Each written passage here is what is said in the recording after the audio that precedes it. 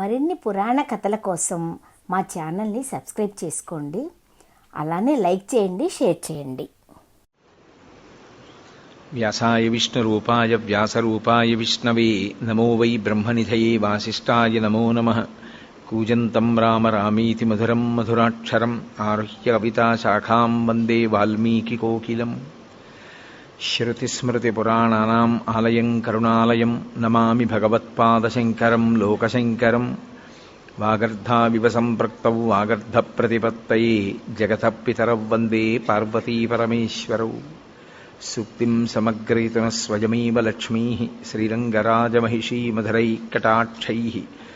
వైదగ్ధ్యవర్ణగుణగుంభనగౌరవైర్యాం కండూలకర్ణకుహరాः కవయోధయంతి. హైమోర్ధ్వపుండ్రమజహన్మకుటం సునాసం మందస్మితం మకరకుండలచారుగండం. బింబాధరం బహుళదీర్ఘకృపాకటాక్షం శ్రీవేంకటేశముఖమాత్మని సన్నిధత్తాం. విమలపటీ కమలకుటీ పుస్తకరుద్రాక్షశస్త్రహస్తపుటీ కామాక్షీ పక్ష్మలాక్షీ కలిత విపంచీ విభాసి వైరించి. మనోజవం మరుతతుల్యవేగం జితేంద్రియం బుద్ధిమతాం వరిష్టం. వాతాత్మజం వనరయూధముఖ్యం శ్రీరామదూతం శిరసా నమామి. ఆపదామపహర్తారం దాతారం సర్వసంపదాం లోకాభిరామం శ్రీరామం భూయో భూయో నమామ్యహం. హరి ఓం. పరమేశ్వర స్వరూపమైన సభకి నమస్కారం. అరుణాచల క్షేత్రం భగవాన్ రమణుల యొక్క తత్వం గురించి పరమేశ్వరుడు ఆదేశించినంత మేర, అవకాశం ఇచ్చినంత మేర పరిశీలనం చేసుకుంటున్నాం. భగవాన్ రమణుల యొక్క తత్వాన్ని బయటికి వచ్చేటట్టు చెయ్యడంలో, అసలు మౌనస్వామి అని పేరుగాంచినటువంటి భగవాన్ రమణులు మొట్టమొదటిసారి నోరు విప్పి మాట్లాడడం అనేటటువంటిది ప్రారంభింపచేసినటువంటి వ్యక్తి. తదనంతర కాలమునందు రమణ మహర్షికి అసలు ఆ పేరే ఉంచినటువంటి వ్యక్తి. రమణ మహర్షి ఎవరి పట్ల మిక్కుటమైన ప్రీతితో చెయ్యి కూడా పట్టుకుని తీసుకుని వెళుతూ ఉండేవారో, ఎవరితో మాట్లాడుతూ ఉండేవారో, ఎవరిని అనేక పర్యాయములు అనుగ్రహించారో అటువంటి మహాపురుషుడే కావ్యకంఠ గణపతి ముని. రమణుల జీవితం, కావ్యకంఠ గణపతి ముని జీవితం అవిభాజ్యములు. రెండు వేరు చేసి చూడడం కుదరదు. చాలా ప్రధానమైన సంఘటనలు వారి ఇరువురి మధ్యలోనే జరిగాయి. అంతటి గొప్ప ద్వయం అది. కావ్యకంఠ గణపతి ముని కారణజన్ములు. ఎందుచేత నేను ఆ మాట అనవలసి వస్తోంది అంటే, మీతో నేను తరచుగా ప్రస్తావన చేశాను, లోకాన్ని ఉద్ధరించగలిగినటువంటి వాడు ఏ మహాపురుషుడు పుట్టిన కారణం చేత వంశంలో 10 తరాలు అటు 10 తరాలు ఇటు కూడా తరిస్తాయో అంతటి మహాపురుష జననము జరగాలి అంటే కేవలము నిశ్చలమైనటువంటి భగవద్భక్తి కారణమవుతుంది. భగవద్భక్తి వినా ఇంకా ఏ కారణము చేత అటువంటి సంతానము లభించదు. సరే, లౌకికంగా ఏదో చదువుకోవడం, డబ్బు సంపాదించడం, కీర్తి ప్రతిష్టలు సంపాదించడం అది పెద్ద విశేషంగా నేను ఆధ్యాత్మికంగా భావన చేయడం కుదిరే విషయం కాదు. ఎందుకంటే అవన్నీ చాలా తాత్కాలికమైన విషయాలు. అవి పెద్ద చరిత్రలో జ్ఞాపకం ఉండిపోయే విషయాలుగా మిగలవవి. కానీ మార్గదర్శకులుగా మిగిలిపోయేటటువంటి మహాపురుషులు, వంశోద్ధారకులు జన్మించాలి అంటే అది కేవలం భగవద్భక్తి కారణంగానే జన్మిస్తారు. విశాఖపట్టణానికి దగ్గరలో బొబ్బిలికి దగ్గరలో కలువరాయి అని ఒక గ్రామం. అసలు ఆ గ్రామమే చాలా విచిత్రమైనటువంటి పేరుతో కూడుకున్నటువంటి గ్రామం. ఎందుచేత అంటే కలువ పువ్వు ఎప్పుడు పుట్టినా నీటిలోనే పుడుతుంది. కానీ ఆ గ్రామంలో ఒక వింత సంఘటన జరిగింది. ఒకానొకప్పుడు ఒక రాతి మీద కలువ వికసించింది. రాతి మీద కలువ వికసించడం అనేటటువంటిది మనం ఎక్కడ వినం. అదొక అసాధారణమైనటువంటి విషయం. రాతి మీద కలువ వికసించినటువంటి ప్రదేశం కనుక అటు ఇటు చేసి మాటల్ని ఆ ఊరిని కలువరాయి కలువరాయి అని పిలవడం మొదలుపెట్టారు. ఆ కలువరాయి గ్రామంలో ఉన్నటువంటి గడపలే చాలా తక్కువ. అందులో మళ్ళీ చాలా ప్రధానమైనటువంటి ఒక ఇంటి పేరుతో కూడుకున్నటువంటి కుటుంబం ఒకటి ఉంటూ ఉండేది. ఆ ఇంటి పేరు చాలా చోట్ల ఉంది, అయ్యల సోమయాజులు అని. కానీ నాబాబు అన్నది ముందు చేరినటువంటి కుటుంబం ఆ కుటుంబం. నాబాబు అయ్యల సోమయాజుల అని. నాబాబు బిరుదునామం, అది అన్ని కుటుంబాలకి లేదు. అటువంటి బిరుదునామంతో కూడుకున్నటువంటి ఆ కుటుంబంలో ఒక తరం దగ్గరికి వచ్చేటప్పటికీ నరసింహశాస్త్రి గారని సద్బ్రాహ్మణుడు. ఆయన ఆయుర్వేద శాస్త్రంలోనూ జ్యోతిష శాస్త్రంలోనూ దిట్ట. ఈ రెండు శాస్త్రాలు, మంత్రశాస్త్రం ఇవి ఉన్నాయనుకోండి, సాధారణంగా విశేషమైన పలుకుబడి ఉంటుంది లోకంలో.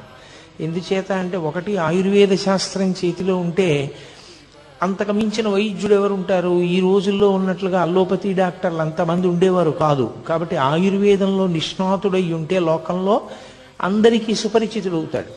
ఇక రెండవది, జ్యోతిష శాస్త్ర ప్రవేశం కలిగి ఉండడం అనేటటువంటిది అందరికీ అవసరాలు తీరుస్తూ ఉంటుంది. ఇంట్లో ఓ పెళ్లి జరగాలన్నా, ఓ ముచ్చట జరగాలన్నా, ఓ వేడుక జరగాలన్నా ప్రతిదానికి శుభాశుభములను నిర్ణయించగలగడం, ఓ సుముహూర్త నిర్ణయం చేస్తూ ఉండడం, ఏ కార్యక్రమం చేసుకుంటే ఇబ్బందులు తొలగుతాయో చెప్పగలగడం, జాతకాన్ని పరిశీలనం చేయడం, ఇవన్నీ చేస్తుంటారు. కాబట్టి లబ్ధప్రతిష్ఠులు అవుతారు. దానికి తోడు ఆయన గొప్ప మంత్రశాస్త్రవేత్త. అనేక మంత్రములను ఉపదేశం పొందాడు ఆయన. పొంది ఆ మంత్రములన్నిటినీ చాలా నిష్ఠతో ఆయన ప్రతిరోజు కూడా జపం చేస్తుండేవాడు. ఆయన స్వయంగా విఘ్నేశ్వర భక్తుడు. వినాయకుడంటే చాలా విశేషమైన ప్రీతి. అందున ఆయనకి ఇష్టదైవం డుంఠి గణపతి. డుంఠి గణపతి అంటే కాశీపట్టణంలో ఉంటారు. కంఠం మీద చంద్రవంక ఉంటుంది అని.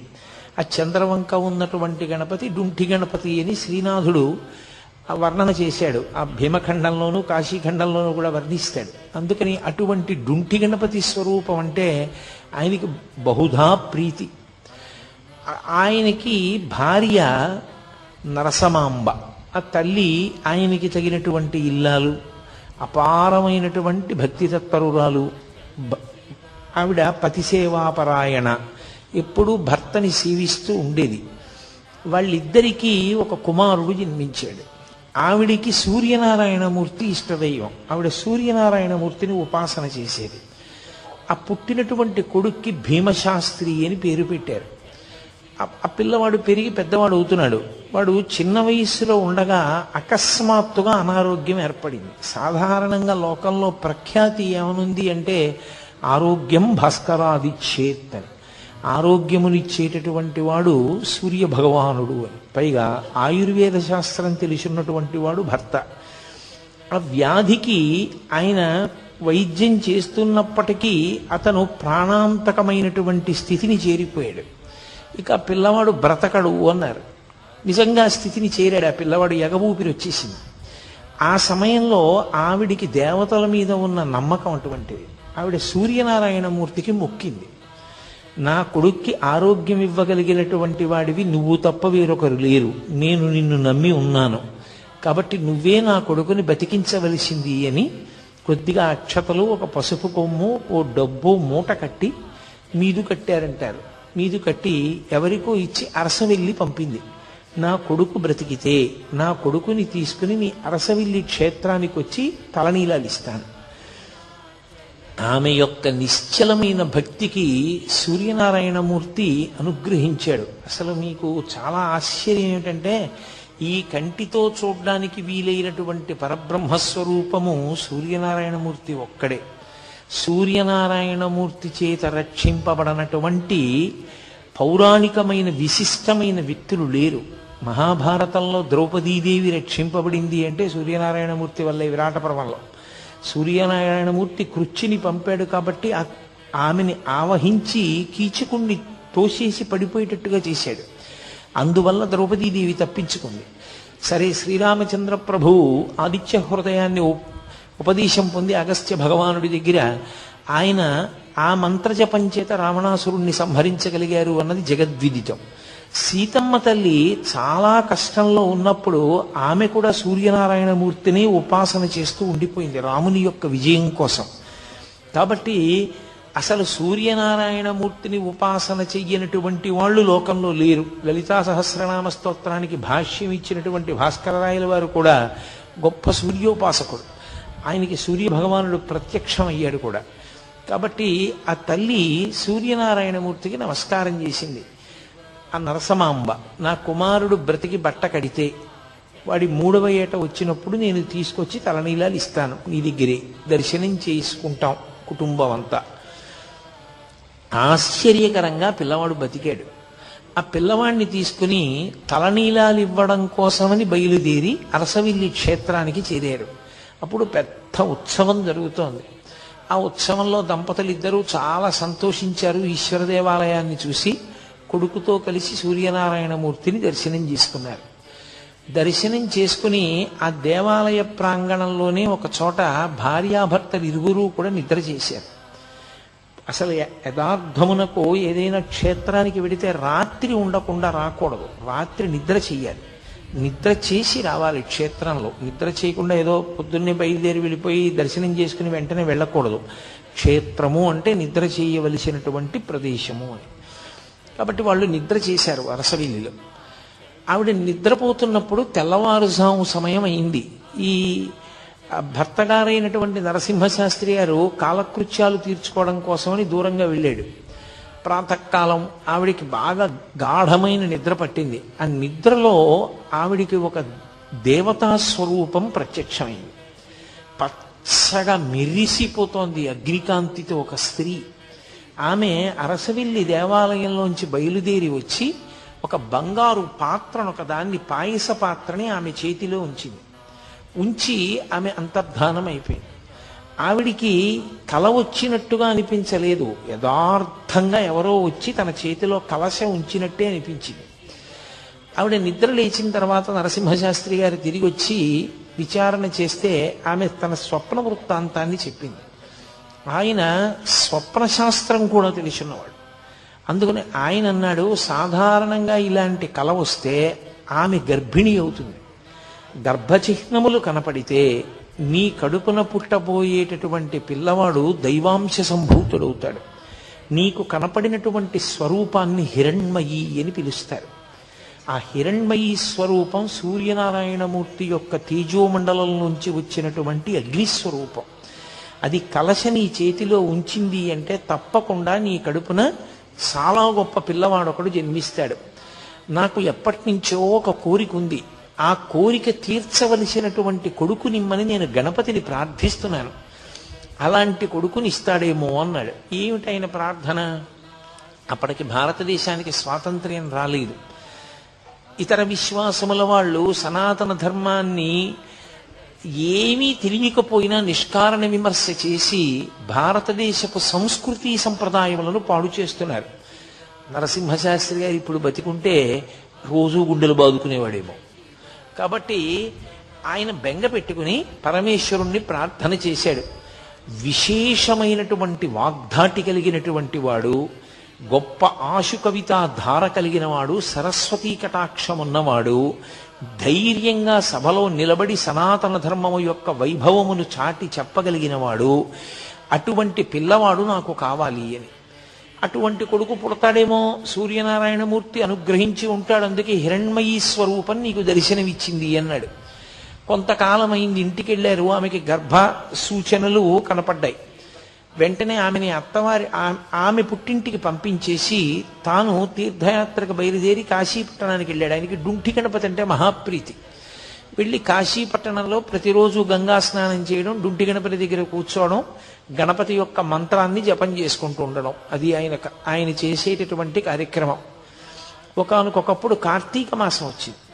ఈ కార్తీక మాసంలో బహుళపక్షంలో వచ్చినటువంటి అష్టమి, అది బహుధాన్యానామ సంవత్సరం, ఆదివారం సూర్యనారాయణమూర్తికి పెట్టింది పేరు. ఎందుకంటే అది సూర్యహోరతో ప్రారంభం అవుతుంది కాబట్టి ఆ రోజు, అందుకని భానువారము అని పిలుస్తాం.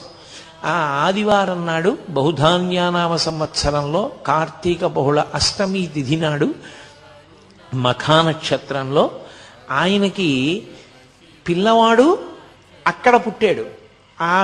ఆయన భార్య గారైనటువంటి నరసమాంబ గారు ఉన్నటువంటి పుట్టింట్లో పుట్టాడు. ఇక్కడ ఈయన కార్తీక బహుళ అష్టమి తిథి నాడు డుంఠి గణపతి దేవాలయంలో కూర్చుని ధ్యానంలో జపం చేసుకుంటున్నాడు. ఆయనకి ధ్యానంలో డుంఠి గణపతిలోంచి ఒక పసిపిల్లవాడు కిందకి దిగి పాకుతూ వచ్చి తన తొడ ఎక్కి కూర్చుని తన గడ్డం పట్టుకుంటున్నట్టు కనపడింది. ఆయన వెంటనే ఎవరు ఈ పిల్లవాడు నా తొడ మీద కూర్చున్నాడని ఒక్కసారి ధ్యానంలోంచి బహిర్ముఖులై తన తొడ మీద చూసుకున్నారు. పిల్లవాడు లేడు. గణపతి వంక చూశారు, గణపతి అలాగే ఉన్నారు. అచ్చు పిల్లవాడు వచ్చినట్లు అనిపించింది అని ఒక్క క్షణం ఆలోచించారు. బహుశా నాకు పుత్ర సంతానం కలిగి ఉంటుంది, ఎవరో కారణ జన్ముడు జన్మించాడు, విఘ్నేశ్వర ప్రసాదంగా నా ఇష్టదైవమైనటువంటి డుంటి గణపతి యొక్క అనుగ్రహంతో పిల్లవాడు జన్మించాడు, నేను ఆ పిల్లవాడికి గణపతి పేరే ఉంచుకుంటానని నాకు జాతాశౌచం వచ్చింది కాబట్టి నేను ఇక్కడ ఉండకూడదని ఆయన బయలుదేరి మెల్లగా ఆయన అత్తవారింటికి చేరుకున్నాడు. భార్య సంతోషంగా మెరిసిపోతున్నటువంటి పిల్లవాడిని తీసుకొచ్చి చేతుల్లో పెట్టింది. ఈ పిల్లవాడు ఫలానా సమయంలో పుట్టాడా అని అడిగారు ఆయన. తనకి కార్తీక బహుళ అష్టమి నాడు ఏ సమయానికి డుంటి గణపతిలోంచి పిల్లవాడు కిందకి దిగి పాకుతూ వచ్చి తన తొడ మీద కూర్చున్నట్టుగా దర్శనమైందో ఆ సమయాన్ని చెప్పి అడిగారు. ఆవిడంది, అదే వీడు పుట్టినటువంటి సమయం, అప్పుడే పుట్టాడు. చాలా సంతోషించారు. ఆమెకి సూర్యనారాయణమూర్తి ఇష్టదైవం, ఆయనకి విఘ్నేశ్వరుడు ఇష్టదైవం. అందుకని ఇద్దరి పేర్లు కలిసి వచ్చేటట్టుగా సూర్య గణపతి శాస్త్రి అని పేరు పెట్టారు. ఇద్దరికి అంటే మగపిల్లవానికి పెట్టేటప్పుడు సరి సంఖ్యతో ఉండాలి, అందుకని సూర్య గణపతి శాస్త్రి అని పేరు ఉంచారు. శాస్త్రి అంటే శాస్త్రం ఎరిగిన వాడు, శాస్త్రం ఎరిగిన వాడిని శాస్త్రి గారు అని పిలుస్తారు. నాకెందుకులేండి. కాబట్టి ఆయన అటువంటి శాస్త్రపారంగతుడు కావాలి అని చెప్పి పాపం తండ్రి గారి కోరిక, అందుకని సూర్య గణపతి శాస్త్రి అని పేరు ఉంచాడు. కానీ ఈ పిల్లవాడు కొంచెం పెరిగి పెద్దవాడు అవుతున్నప్పుడు ఆయన పేరు ఎక్కడ చెప్పుకున్నా వాసిష్ఠ గణపతి అని చెప్పేవాడు. అందుకే సూర్య గణపతి శాస్త్రి అన్న పేరు మీకు ఎక్కడ కావ్యకంఠ గణపతి ముని పేరులో కనపడదు. వాసిష్ఠ గణపతి అంటారు, అది ఋషి సంప్రదాయం. ఆయన ఋషి సంప్రదాయాన్ని తీసుకుని గణపతి ముని ఏం చేశారంటే, ఆయన యొక్క గోత్రం త్రయారుషేయం, కౌండిన్య మైత్రావరుణ వాసిష్ఠ త్రయారుషేయ ప్రవరాన్విత అని. అందులో ఋషి సంప్రదాయంలో ఆ గోత్రంలో ఉన్నటువంటి ఋషుల్లో చిట్ట చివరి ఋషిని తీసుకుని ఆ ఋషి పేరు ఇంటి పేరుగా ఉంచుకున్నాడు ఆయన. అది ఋషి సంప్రదాయం అంటారు, అదేం దోషం కాదు. కాబట్టి వాసిష్ఠ గణపతి అని వచ్చింది. తండ్రి తనకి డుంటి గణపతి మీద ఉన్నటువంటి భక్తి చేత కొడుకుని ఎప్పుడూ కూడా గణపతి గణపతి గణపతి అని పిలిచేవారు. ఎప్పుడూ గణపతి అని పిలవడమే తప్ప సూర్య అని ఆయన్ని పిలిచింది లేదు. అందుకని ఆయన పేరులో లౌకిక నామంలో సూర్య ఉన్నా ఆ సూర్య శబ్దం మరుగున పడిపోయింది. సూర్యుడు మరుగున పడి గణపతి ప్రకాశించారు, వాసిష్ఠ గణపతి అయ్యారు. ఆయన ముని, ఎప్పుడూ తపస్సు. అసలు ఆయనకున్నంత ఇష్టం తపస్సు మీద ఇంకా దేని మీద ఉండదు. ఏదైనా క్షేత్రానికి వెడితే ఓ పాడుపడిపోయిన దేవాలయం చీకటిగా ఉండి డొంకలతో ఉన్న చూసుకుని అందులో తపస్సు చేసేవారు ఆయన. అంత తపస్సు ప్రీతి కలిగిన వారు కాబట్టి, మననశీలి కాబట్టి ఆయనకి ముని అన్న పేరు వచ్చింది. అందుకని గణపతి ముని అయ్యారు. దానికి తోడు ఆయన్ని ఇవన్నీ పక్కకెళ్ళిపోయి ఓ కొత్త పేరు వచ్చింది ఆయనకి, నాయన అని ఎవరైనా. నాయన భగవాన్ రమణులు పెట్టారు ఆయనకి. ఆయన పేరేమిటో కూడా కనుక్కోకుండా భగవాన్ రమణులు ఆయన్ని నాయన అని నోరు విప్పి ఆయనతో మాట్లాడారు. మొట్టమొదటిసారి మాట్లాడారు రమణ మహర్షి తన జీవితంలో. ఆయన నోరు విప్పి మాట్లాడినప్పుడు నాయనా అని పిలిచారు కాబట్టి ఆయనకి నాయనా అన్న పేరు ఉండిపోయింది. ఈ పిల్లవాడు ఇంత గొప్పవాడవుతాడని తల్లిదండ్రులు కలలు కన్నారు. అంటే నేను మళ్ళీ పసిపిల్లవాడి స్థాయి దగ్గరికి వచ్చి మాట్లాడుతున్నాను. కానీ ఆ పిల్లవాడు పరమ మౌనంగా ఉండేవాడు, ఎవరితో ఆడుకునేవాడు కాదు, ఏమీ ప్రతిస్పందన ఉండేది కాదు, ఒక్క విషయం వంట పట్టేది కాదు. తండ్రి తల్లి దిగులు పెట్టుకున్నారు. ఊళ్ళో వాళ్ళు బంధుజనం అందరూ కూడా హేళన చేయడం మొదలుపెట్టారు. ఈవిడ సూర్యోపాసన చేసింది, హిరణ్మయీ శక్తి కనపడిందన్నారు. ఆయనకి డుంటి గణపతిలోంచి పిల్లవాడు వచ్చి తొడ మీద కూర్చున్నట్టు కనపడ్డాడన్నారు. వీడు చూస్తే ఇంత బలహీనుడు, అనారోగ్యం, మూర్ఛ, ప్లీహ వ్యాధి, ఇన్ని వ్యాధులతో కొడుకుని ఏమీ మాట్లాడకుండా జడుడులా ఉన్న పిల్లవాడు పుట్టాడని అందరూ నవ్వుతున్నారు. పిల్లవాడికి 6వ ఏడు వచ్చింది. తండ్రి ఆయుర్వేద శాస్త్రంలో ప్రకాండు. ఆయన ఆలోచించాడు, కడుపున పుట్టిన కొడుకు కదా అని ఆ చికిత్స చేయలేకపోయాడు అంతకాలం.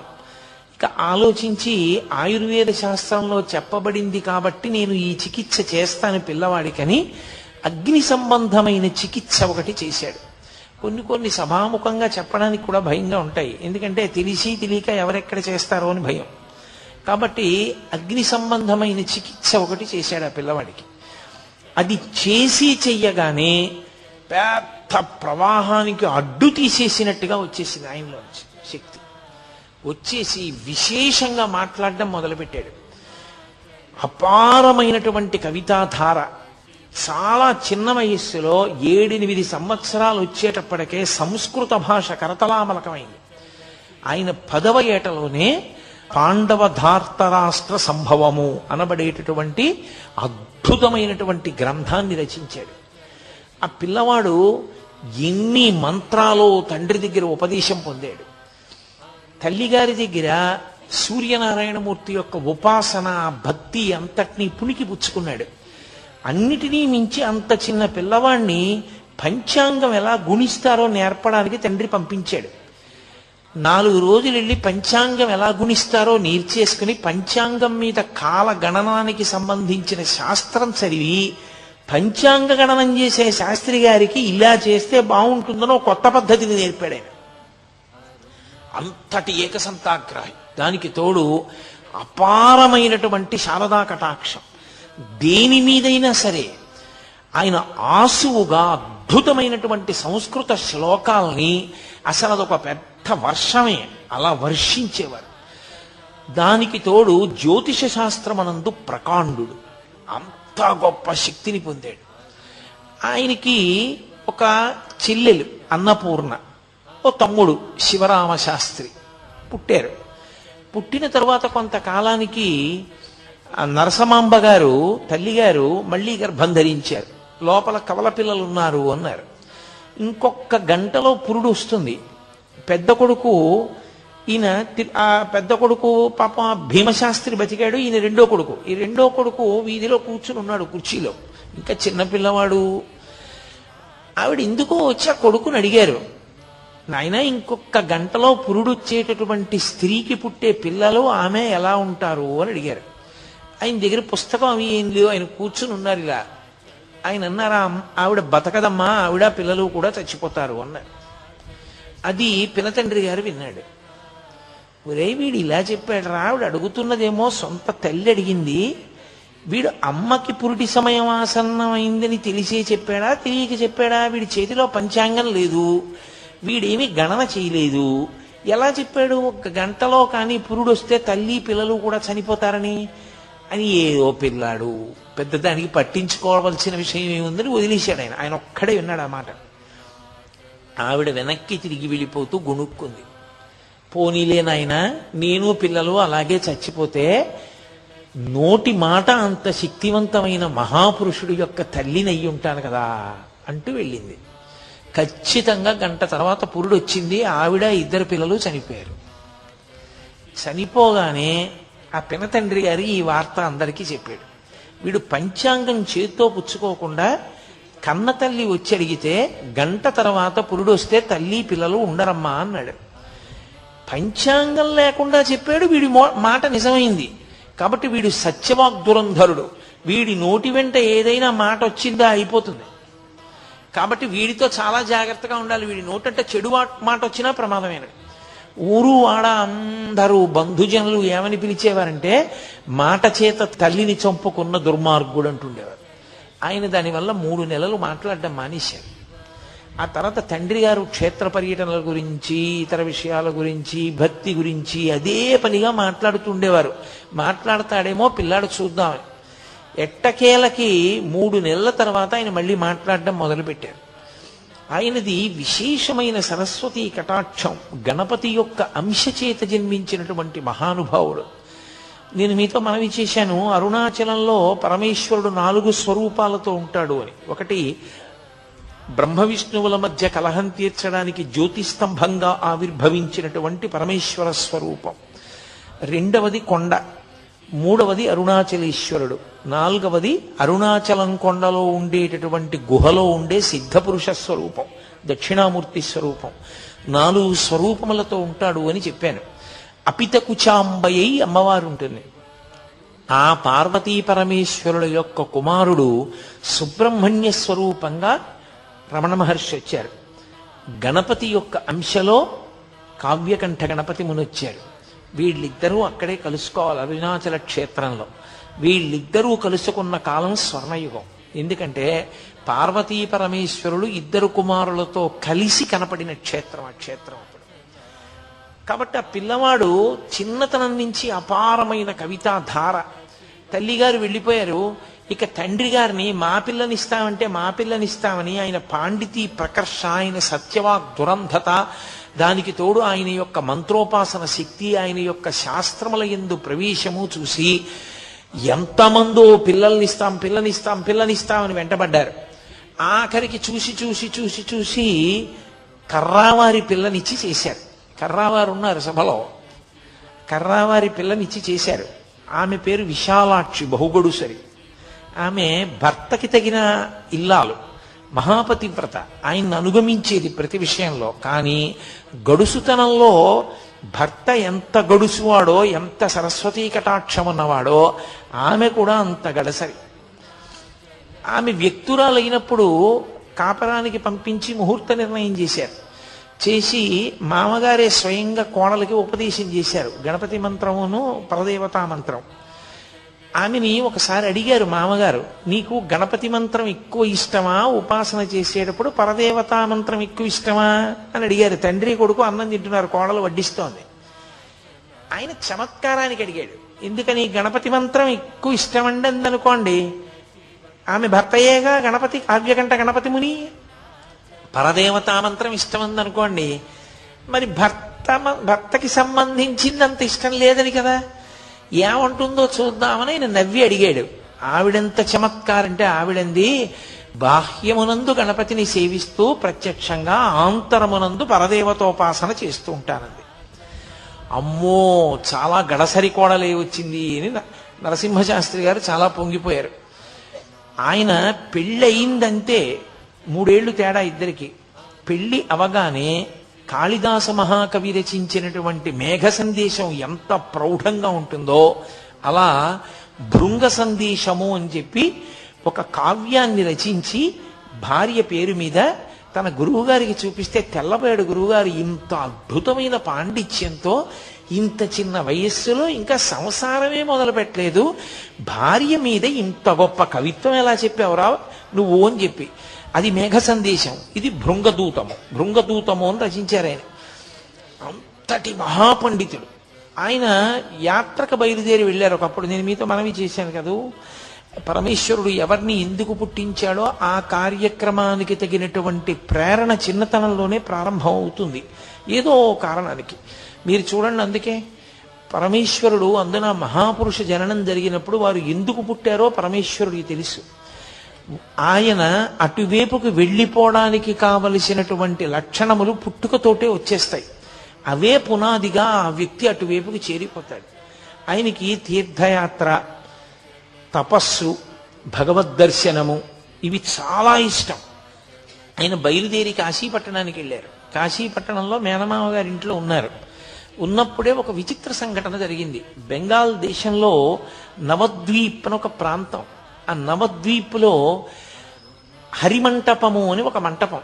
ఆ మంటపంలో ప్రత్యేకంగా ప్రతి సంవత్సరం అపారమైనటువంటి పాండితీ ప్రకర్ష కలిగినటువంటి విద్వాంసుల్ని తీసుకొచ్చి వాళ్లతో చర్చించి, అపారమైన శక్తి ఉన్నవాడు, అంతటి కవన శక్తి ఉన్నవాడు అన్న వాళ్ళకి కావ్యకంఠ అన్న బిరుదిస్తూ ఉంటారు. వాళ్ళు దక్షిణ దేశం వైపు నుంచి, అంటే ప్రత్యేకించి ఆంధ్రదేశం అటువైపు నుంచి వచ్చిన వాళ్ళంటే వాళ్ళ దృష్టిలో పెద్ద పాండిత్యం ఉన్నవాళ్ళు కారని వాళ్ళకు ఒక అపోహ ఉండేది. అందుకని ఎవరిని అసలు దగ్గరికే రానిచ్చేవారు కాదు. అందులో అంబికా దత్తు అని ఒక ఆయన ఉండేవాడు. ఆయన ఆధ్యక్షం వహిస్తుండేవాడు ఆ సభకి. ఆయనకి సింహం అని పేరు సంస్కృత భాషలో. అంతటి మహానుభావుడు. కాబట్టి ఆయన దగ్గర పరీక్షకి నిలబడి ఆ బిరుదం పొందడం అంటే అంత తేలిక విషయం కాదు. నిన్నగాక మొన్న పెళ్ళైన పిల్లాడు ఈ పిల్లాడు.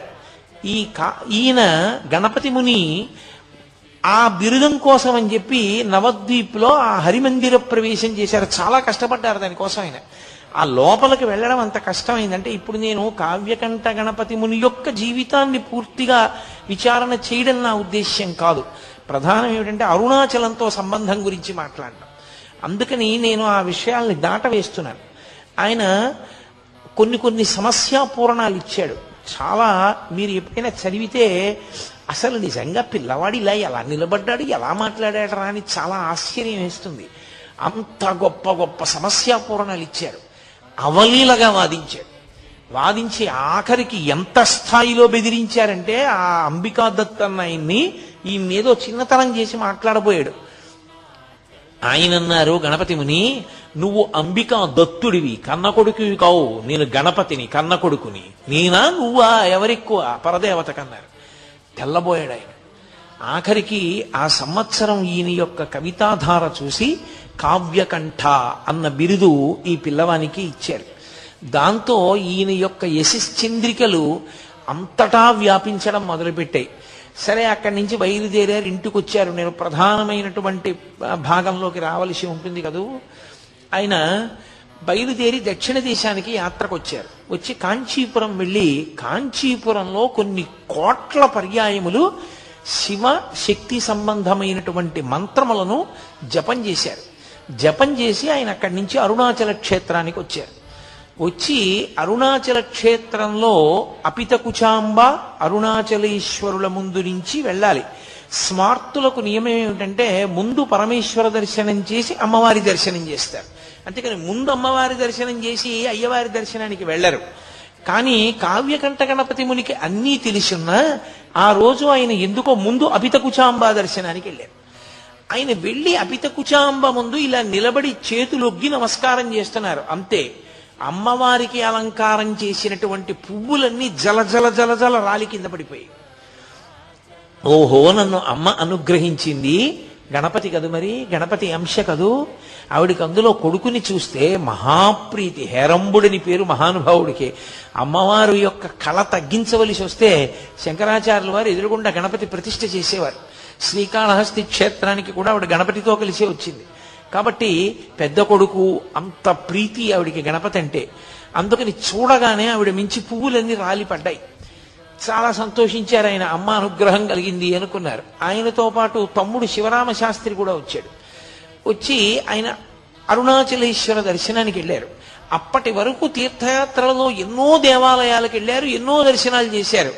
కానీ అరుణాచలేశ్వరుడి ముందు ఇలా నిలబడేటప్పటికీ ఆయన ఒంట్లో పులకాంకురాలు వచ్చి వెన్నుపాములో ఏదో విద్యుత్తు ప్రవహించినట్టుగా ఈయనతో నాకేదో గొప్ప అనుబంధం ఉంది, తండ్రి నన్ను పిలుస్తున్నావా అన్నారు.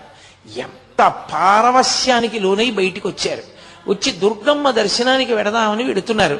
తమ్ముడు, అన్నయ్య నాకు ఆకలేస్తోంది, అన్నయ్య నాకు ఆకలేస్తోంది, అరటిపండు కొనుక్కుంటాను, ఓ డబ్బు ఇయ్యమన్నాడు. సరే ఏదో ఇచ్చారు.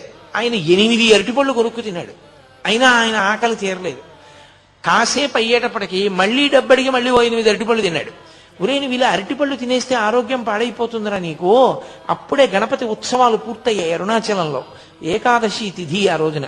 ఎక్కడైనా అన్నదాన సత్రంలో అన్నం పెడతారేమో కనుక్కుంటానుండరా అని చెప్పి ఆయన వెళ్ళి అన్నదాన సత్రవుల్లో అడిగారు.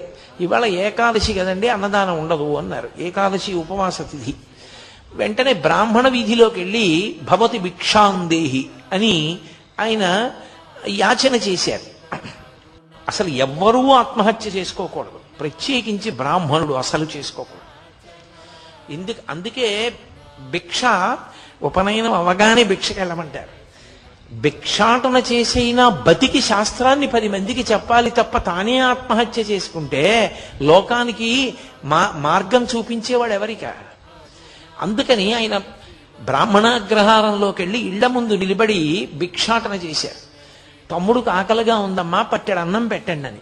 ఏ ఇంటికి వెళ్ళినా తలుపులు వేసేసుకుని నిద్రపోతున్నారు. లేదా ఇవాళ ఏకాదశయా, అన్నం లేదన్నారు. ఇంత గొప్ప క్షేత్రం, ఇటువంటి చోట ఎంత ఏకాదశి అయితే మాత్రం పిల్లలకన్నా వండుకోరా? పిల్లలకి ఏకాదశి ఉపవాసం లేదు. అందుకని మరి పిల్లల కోసం అన్నం ఉండొద్దు. వండుకుంటే ఇంటికి అతిథి ఎవరైనా వస్తారేమోనని కూడా పట్టెడన్నం పెట్టడానికి వీలు లేకుండా ఉన్నదంతా తామే తినడానికి కావలసినంత అన్నం మాత్రమే వండుకునేటంతటి స్వార్థపరులున్న పట్టణమా ఏమి తిరువണ്ണామలై అని ఆయన తెల్లబోయారు.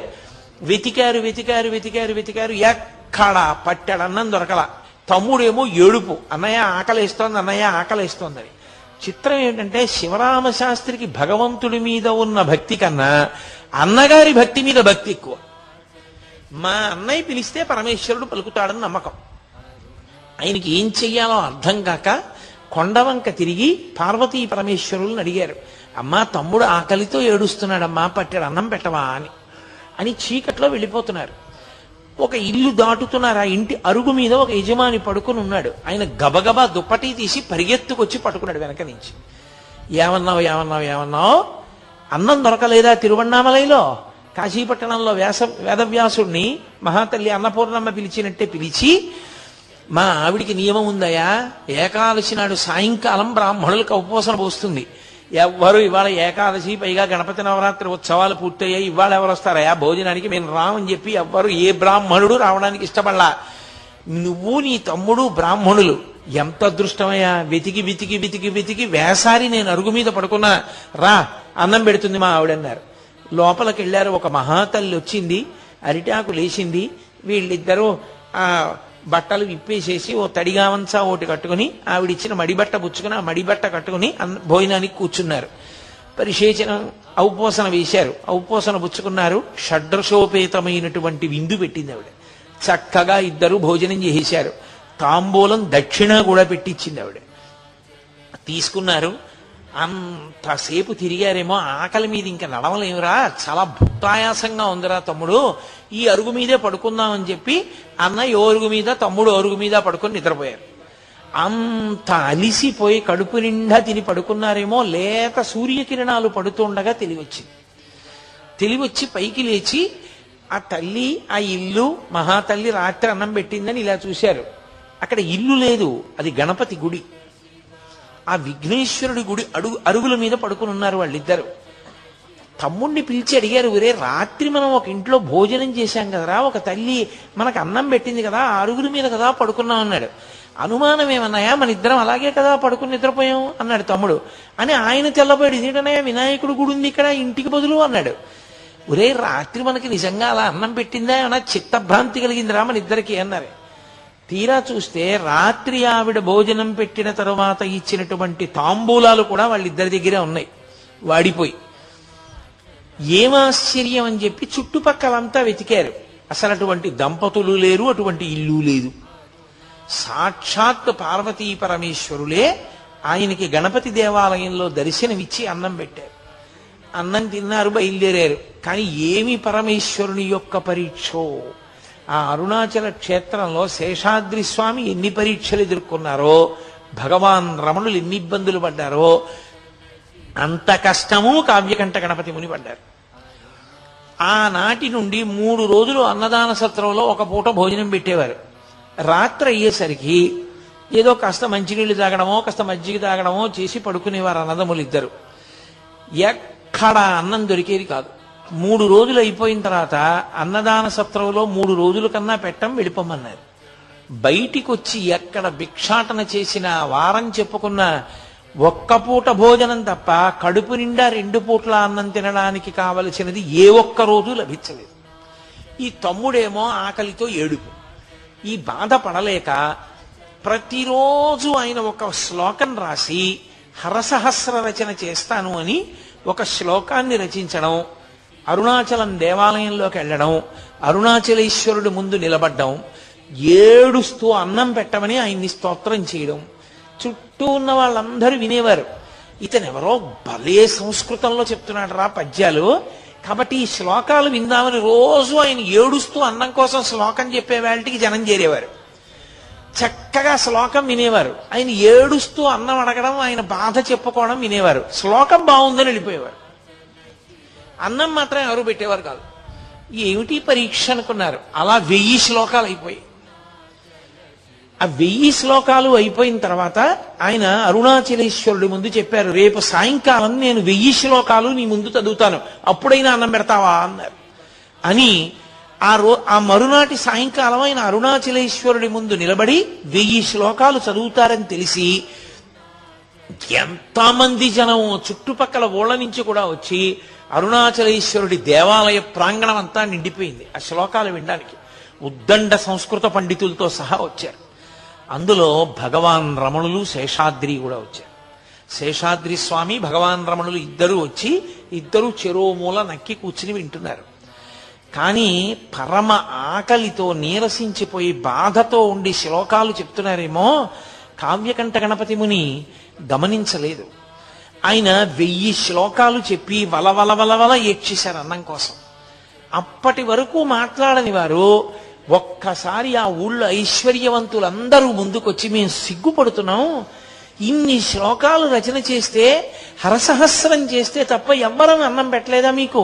అన్నం పెట్టడం కాదు, మీలాంటి మహాపండితుడు అరుణాచల క్షేత్రాన్ని విడిచిపెట్టి వెళ్ళిపోవడానికి వీల్లేదు, అందుకే మీకు ఇక్కడ సంస్కృత పాఠశాలలో అధ్యాపకుడిగా ఉద్యోగం ఇస్తున్నా ఉన్నారు. చాలా సంతోషం అన్నారు. సంస్కృత పాఠశాలలో అధ్యాపకుడిగా చేరారు. చిత్రం ఏమిటంటే వాళ్ళు నియమం పెట్టారు, మీరు తమిళ భాషలో చెప్పాలి, సంస్కృతంలో ఉన్న విషయాల్ని తమిళ భాషలో చెప్పాలి, కాబట్టి తమిళ భాషలో అనర్గళంగా మాట్లాడడం మీకు రావాలి అన్నారు. ఆయన అన్నారు, నాకు ఉద్యోగం ఇచ్చేసేయండి, నేను ముందు పాఠాలు చెప్పడం మొదలు పెడతాను, 10 రోజులు సమయం ఇవ్వండి, 10 రోజుల సమయంలో అనర్గళమైనటువంటి తమిళ భాషలో మాట్లాడి పిల్లలకు పాఠం చెప్తానన్నారు. అప్పటికి ఆయనకు ఒక ముక్క రాదు అందులో తమిళంలో. సరే చూద్దాం ఇంత గొప్ప కవి ఏమవుతుందో అని ఉద్యోగం ఇచ్చారు. 11వ రోజున ఆ కళాశాల ప్రధానోపాధ్యాయుడు అటుగా వస్తూ ఈయన 11వ రోజు వచ్చింది కదా ఏం చెప్తున్నాడని చూశారు.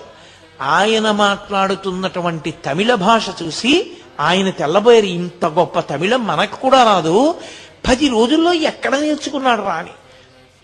అంతటి సరస్వతీ కటాక్షం. సరే సంస్కృత పాఠశాలలో చేరారు. విశాలాక్షమ్మ గారు కూడా కాపురానికి వచ్చారు. సంతోషంగా కాలం గడుపుతున్నారు. శివరామశాస్త్రి కొంతకాలం అయిపోయిన తర్వాత నేను వెళ్ళిపోతానన్నాడు, ఇంటికి వెళ్ళిపోయాడు. నడుస్తుండగా అకస్మాత్తుగా ఆయనకు ఒక అనుమానం వచ్చింది. ఏమిట్రా ఇలా ఎన్నాళ్ళు కూర్చుని ఎందుకు ఆ పాఠం చెప్పుకోవడం ఏమిటి, ఇంటికి రావడం ఏమిటి, పండితులందరూ చుట్టూ చేరడం ఏమిటి, వీళ్ళతో కావ్యగోష్ఠి ఏమిటి, అసలు నేను తపస్సు చేసి ఎన్నాళ్ళయింది, ఇలా కాదు, నాకు ఈ కావ్యాది విషయాల్లో ప్రవేశం ఉంది కానీ స్వరంతో నేను వేదం నేర్చుకోలేదు, కాబట్టి నేను వేదం నేర్చుకుంటానని ఒక వేద పాఠశాలలో చేరాను. చేరి ఆ వేద పాఠశాలలో వేదాలన్నీ నేర్పేటటువంటి ఒక అధ్యాపకుడు ఉండేవారు. అనతి కాలంలో కొద్ది రోజుల్లోనే స్వరంతో వేదమంత్రాలన్నీ వచ్చేసాయి ఆయనకి. వచ్చేసి ఆయన సాయణాచార్యుల వారు చేసినటువంటి వేద భాష్యాలన్నీ చదివేసి వేదం నేర్పిన గురువు గారికి కొద్ది రోజుల్లోనే వేదమంత్రాలకి భాష్యం కూడా నేర్పారు. అంతటి ఉద్దండు కావ్యకంఠ గణపతి ముని అంటే, అంతటి సరస్వతీ కటాక్షం ఉన్నటువంటి మహానుభావుడు, అపర విఘ్నేశ్వర అవతారం ఆయన. కాబట్టి అటువంటి స్థితిలో ఉండే ఆయనకు ఒక రోజు అకస్మాత్తుగా ఆలోచన వచ్చింది. ఈ పైన మౌనస్వామి ఉన్నారంటారు కొండ మీద, అరుణాచలం వచ్చి నాళ్ళయింది, ఇంతమంది గుంపులు గుంపులుగా పోయి చూసొస్తుంటారు, ఎప్పుడూ మాట్లాడంటారు, ఒక్కసారి ఆయన్ని చూసొస్తే అనుకున్నారు. సరే ఎక్కడుంటారు ఏమిటి అని విశ్వనాథ అయ్యర్ అని ఆయన స్నేహితుడు ఆయన్ని అడిగారు తీసుకెళ్ళమని. ఆయన సరే నేను తీసుకెడతాను, విరూపాక్ష గుహలో ఉంటారు రమ్మని తీసుకెడుతూ, అక్కడే పద్మనాభ స్వామి అని ఒక ఆయన ఉండేవాడు. ఆయన ఎప్పుడూ రమణ మహర్షి మీద నిందా ప్రచారం చేస్తుండేవాడు. ఆయనకేం తెలుసు, ఆయనకేం తెలీదు, నేనే గొప్పవాడిని, నాకే అన్నీ తెలుసు అంటుండేవాడు. ఆ పద్మనాభ స్వామి మాటలు నమ్మి ఆయనకి అంతేవాసిగా మారిపోయాడు విశ్వనాథ అయ్యర్. ఈయనన్నాడు, రమణ మహర్షిది ఏం గొప్ప అండి, రమణుల సంగతి అలా వదిలి, అప్పటికి రమణులు అనేవారు కాదు, వెంకటరామన్ అనేవారు. వెంకటరామన్ దేవుందండి, ఆయనదేం గొప్ప కాదు, పద్మనాభ స్వామి వారు చాలా గొప్ప, మేము ఆయన శిష్యులం, ఆయన్ని చూపిస్తానని రండి అన్నారు. రమణులు ఎక్కడ ఉంటారని అడిగారు. విరూపాక్ష గుహలో ఉంటారు, అక్కడే పద్మనాభ స్వామి కూడా కూర్చుంటారన్నారు. సరే ఏదో మనకు కావలసింది దొరుకుతుందిగా పదండి అని చెప్పి వెళ్ళారు. వెళితే దురదృష్టం ఏమిటంటే ఆ రోజున విరూపాక్ష గుహలో స్వామి లేరు. స్వామి లేరు కదా వెళ్ళిపోదాం అంటుంటే ఈయనన్నారు, కాదు ఇక్కడ దగ్గరలో మామిడి చెట్టు కింద మా గురువుగారు పద్మనాభ స్వామి వారు కూర్చుని ఉంటారు, రండి వెడదామన్నారు. వెడుతున్నారు. చిత్రంగా ఆ లోపల పద్మనాభ స్వామి కూర్చున్నారు, బయట ఒక బండరాతి మీద భగవాన్ రమణులు కూర్చున్నారు. రమణులు అందరిలా ఇలా చూడరు. మీరు ఎప్పుడైనా చూశారో లేదో ఆయన చిత్రపటాలు, ఆయన చూపు గమ్మత్తుగా ఉంటుంది. ఏమిటో ఇలా చూస్తారు ఆయన. రామకృష్ణ పరమహంస చూపు గమ్మత్తుగా ఉంటుంది. భగవాన్ రమణుల యొక్క చూపు చాలా గమ్మత్తుగా ఉంటుంది. ఆయన ఇలా తలపెట్టి చూస్తూ ఉంటారు. ఆయన కావ్యకంఠ గణపతి ముని వంక అలా చూస్తున్నారు. ఆయన యొక్క తేజస్సు చూశారు కావ్యకంఠ గణపతి ముని. అబ్బా, సూర్యుని పగిది ఉన్నాడు రా మహానుభావుడని వంగి ఆయనకి నమస్కారం చేసి ఈ పద్మనాభస్వామి వంక చూశారు. చూడగానే తెలిసిపోయింది ఆయన సమర్థత ఎటువంటిదో. ఆయనకి నమస్కారం చేయకుండా ఈయన దగ్గర కూర్చున్నారు. కూర్చునేటప్పటికి తీసుకొచ్చిన విశ్వనాథ అయ్యర్ గుండెలు జారిపోయి, అయ్య బాబోయ్, మా గురువు గారి పట్ల అపచారం అయిపోయింది, తర్వాత పిలిచి నన్ను దెబ్బలాడతారో ఏమిటో అలాంటివన్నీ తీసుకొచ్చాను. ఆయనకి కోపం వచ్చి ఆ పద్మనాభస్వామికి, నువ్వేనా కావ్యకంఠ గణపతి మునివి, హరసహస్రం చెప్పిన వాడివి నువ్వేనా అరుణాచల దేవాలయంలో అని అడిగారు. అవునన్నారు. ఏది అంత పండితుడువా, శుక్లాంబరధరం విష్ణుం అన్న శ్లోకానికి విష్ణుపరంగా చెప్పు అన్నారు. వెంటనే శ్లోకాన్ని విష్ణుపరంగా చెప్పారు. చెప్పి, మీరు నన్ను విష్ణుపరంగా అడిగారు, బ్రహ్మపరంగా కూడా చెప్తానని మళ్ళీ బ్రహ్మపరంగా అన్వయం చేశారు. చెప్పి పద్మనాభ స్వామి వంక చూసి, బ్రహ్మగారితో సమన్వయం చేయడం ఏమిటి, ఎదురుగుండా కనపడుతున్నటువంటి ఈ వెంకటరామన్ గారితో అన్వయం చేస్తాను చూడండి అన్నారు. అని శుక్లాంబరధరం, తెల్లటి గోచీ పెట్టుకుని ఉంటారు ఇప్పుడు, కాబట్టి తెల్లటి బట్ట కట్టుకున్నారు. విష్ణుం, ఆయన కీర్తి దిగంతముల వ్యాపించింది. ఆయన అటువంటి స్థితిని పొందారు కాబట్టి విష్ణుం. శశివర్ణం, తెల్లగా మెరిసిపోతున్నారు కాబట్టి శశివర్ణం. చతుర్భుజం, చతుర్భుజం అంటే భుజం అంటే గెలిచినవాడు అని. కాబట్టి ఆయన మనో బుద్ధి చిత్త అహంకారములనేటటువంటి నాలుగింటిని కూడా భుజించేశాడు, గెలిచేశాడు. ఆయన గెలిచేసిన వాడు కాబట్టి చతుర్భుజం. ప్రసన్నవదనం, ఆయన ముఖం చూడండి ఎంత ప్రసన్నంగా ఉందో. కాబట్టి ప్రసన్నవదనం ధ్యాయేత్, అటువంటి ఆయన్ని ధ్యానం చేస్తే సర్వ విఘ్నోపశాంతయేత్, అన్ని విఘ్నములు పోతాయన్నారు. అనేటప్పటికీ పద్మనాభస్వామికి ఎక్కడ లేని బాధ పుట్టేసింది. చూశారు, కానీ ఒక్క చిన్న పొరపాటు పడ్డారు కావ్యకంఠ గణపతి మరి. వెంకట్రామన్ ఒంటి మీద యజ్ఞోపవిందా అని చూశారు, యజ్ఞోపవీతం ఉందా అని. యజ్ఞోపవీతం మీద ఆయనకున్న శ్రద్ధ అటువంటిది, అది తక్కువేం కాదు, చాలా గొప్ప విషయం. అసలు యజ్ఞోపవీతం ఎందుకు వేసుకున్నాడో తెలియకుండా, జీవితంలో ఒక్కసారి గాయత్రి చేయకుండా, రేపు పెళ్ళనగా ఇవాళ యజ్ఞోపవీతాలు వేసుకున్నటువంటి దౌర్భాగ్యులకి దాని వైభవం అర్థం కాదేమో గాని, పుట్టిన దగ్గర నుంచి గర్భాష్టమంలో ఉపనయనం చేసుకుని సంధ్యావందనానికి ప్రాణం పెట్టే మహానుభావులకి యజ్ఞోపవీతం మీద అంత గౌరవం ఉంటుంది అంటే అందులో ఏమి తక్కువ భావం ఏం లేదు, దాన్ని ఏమి తక్కువ చేసి చూడవలసిన అవసరం ఏం లేదు. ఈయనకి ఒంటి మీద యజ్ఞోపవీతం లేదు, కాషాయం కట్టుకోలేదు, తెల్లటి గోచీ కట్టుకున్నారు. అసలు ఈయన సంప్రదాయజ్ఞుడేనా, ఈయనకి సరిగ్గా ఏమైనా మనం ఆయనతో మాట్లాడతగిన వ్యక్తేనా అన్న అనుమానం వచ్చింది. ఎందుకు అకస్మాత్తుగా వచ్చి ఆయన తేజస్సు చూశారు, నమస్కారం చేశారు, దిగి వెళ్ళిపోయారు విశ్వనాథ అయ్యర్తో. ఆ తర్వాత ఇంకెప్పుడు పైకి రాలేదు, ఇక కొండ మీదకి రాలేదు, ఆ క్రిందనే ఉండిపోయారు. ఉండిపోయి మళ్ళీ అక్కడి నుంచి మళ్ళీ ఆ సంస్కృత పాఠశాలలో ఉద్యోగం కూడా వదిలిపెట్టేశారు. వదిలిపెట్టి మళ్ళీ తీర్థయాత్రకి వెళ్ళారు, చాలా చోట్ల తపస్సు చేశారు. అని ఆయన విచిత్రం ఏమిటంటే ఆయనకి అంత పట్టుదల.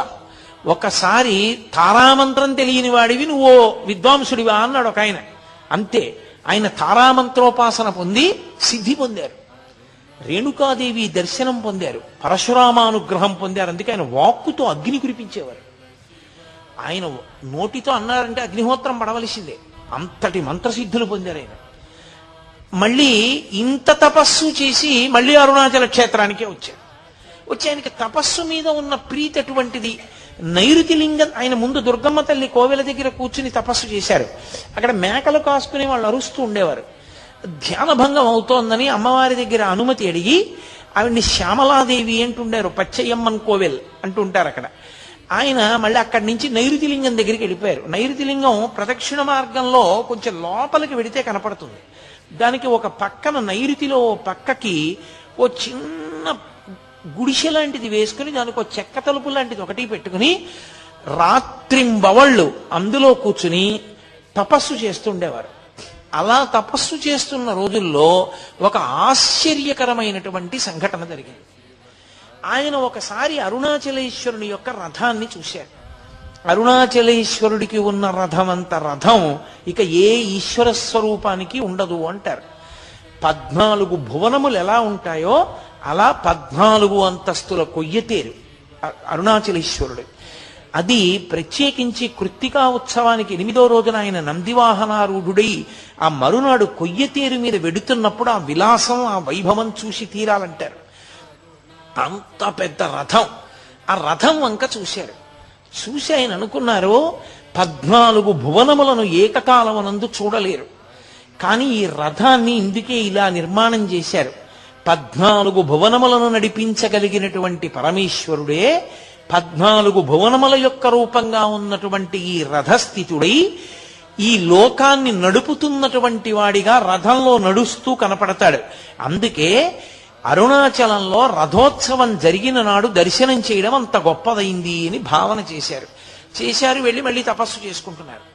తపస్సు చేసుకుంటుండగా ఆయనకి చీకటి పడిపోయిన తర్వాత బయటికి వచ్చారు. బయటికి వస్తే కొంతమంది మాటలు వినపడుతున్నాయి. అరుణాచలంలో ఇవాల్టి రోజు ఉదయం రథోత్సవం కోసం కొయ్యతేరులో స్వామివారిని పట్టుకుని బయలుదేరారు. ఖచ్చితంగా ఈయన పనిచేసిన సంస్కృత పాఠశాలకి ఈయన అరుణాచలం రాగానే అన్నం తినడానికి అడిగినటువంటి ఆ అన్నదాన సత్రంకి మధ్యలో రథం ఆగిపోయింది. ఎంతమంది దాన్ని మరమ్మత్తు చేసేవాళ్ళు వచ్చారో, ఎన్ని వేల మంది వచ్చారో, ఇంతమంది మోకులేశారు, లాగారు, తోశారు. ఏం చేసినా అంగుళం కూడా రథం కదలలేదు. పరమేశ్వరుడికి ఏదో ఆగ్రహం వచ్చింది, రథం ఆగిపోయింది కదలడం. ఏమీ తేడాయా కనపట్టలేదు.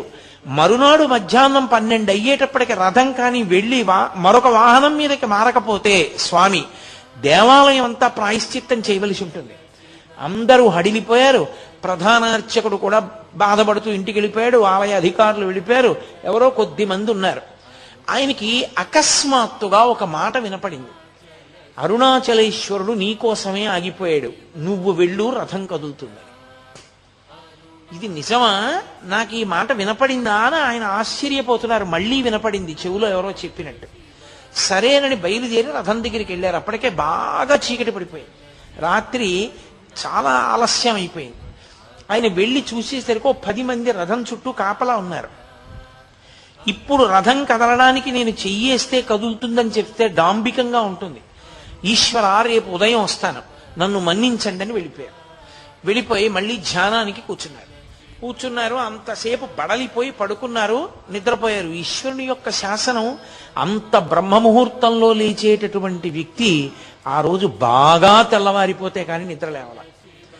అంత మెల్లగా లేచి తను ఆ రోజు చెయ్యవలసినటువంటి అనుష్ఠానం చేస్తే తప్ప బయటికి వెళ్ళరు. స్నానం చేసి అనుష్ఠానం అంతా చేసుకునేటప్పటికి 10 అయిపోయింది. మళ్ళీ పరిగెత్తుకుంటూ రథం దగ్గరికి వచ్చేటప్పటికి ఇంకా నిపుణుల్ని తీసుకొచ్చారు. ఇంకా జనం వచ్చారు, మోకులేస్తున్నారు, లాగుతున్నారు, తోస్తున్నారు. అంగుళం కదలటం లేదు.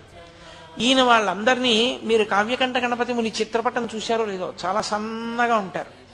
ఆయన వీళ్ళందరినీ తప్పుకొమ్మని ఒక్కసారి దగ్గరికి వెళ్ళారు.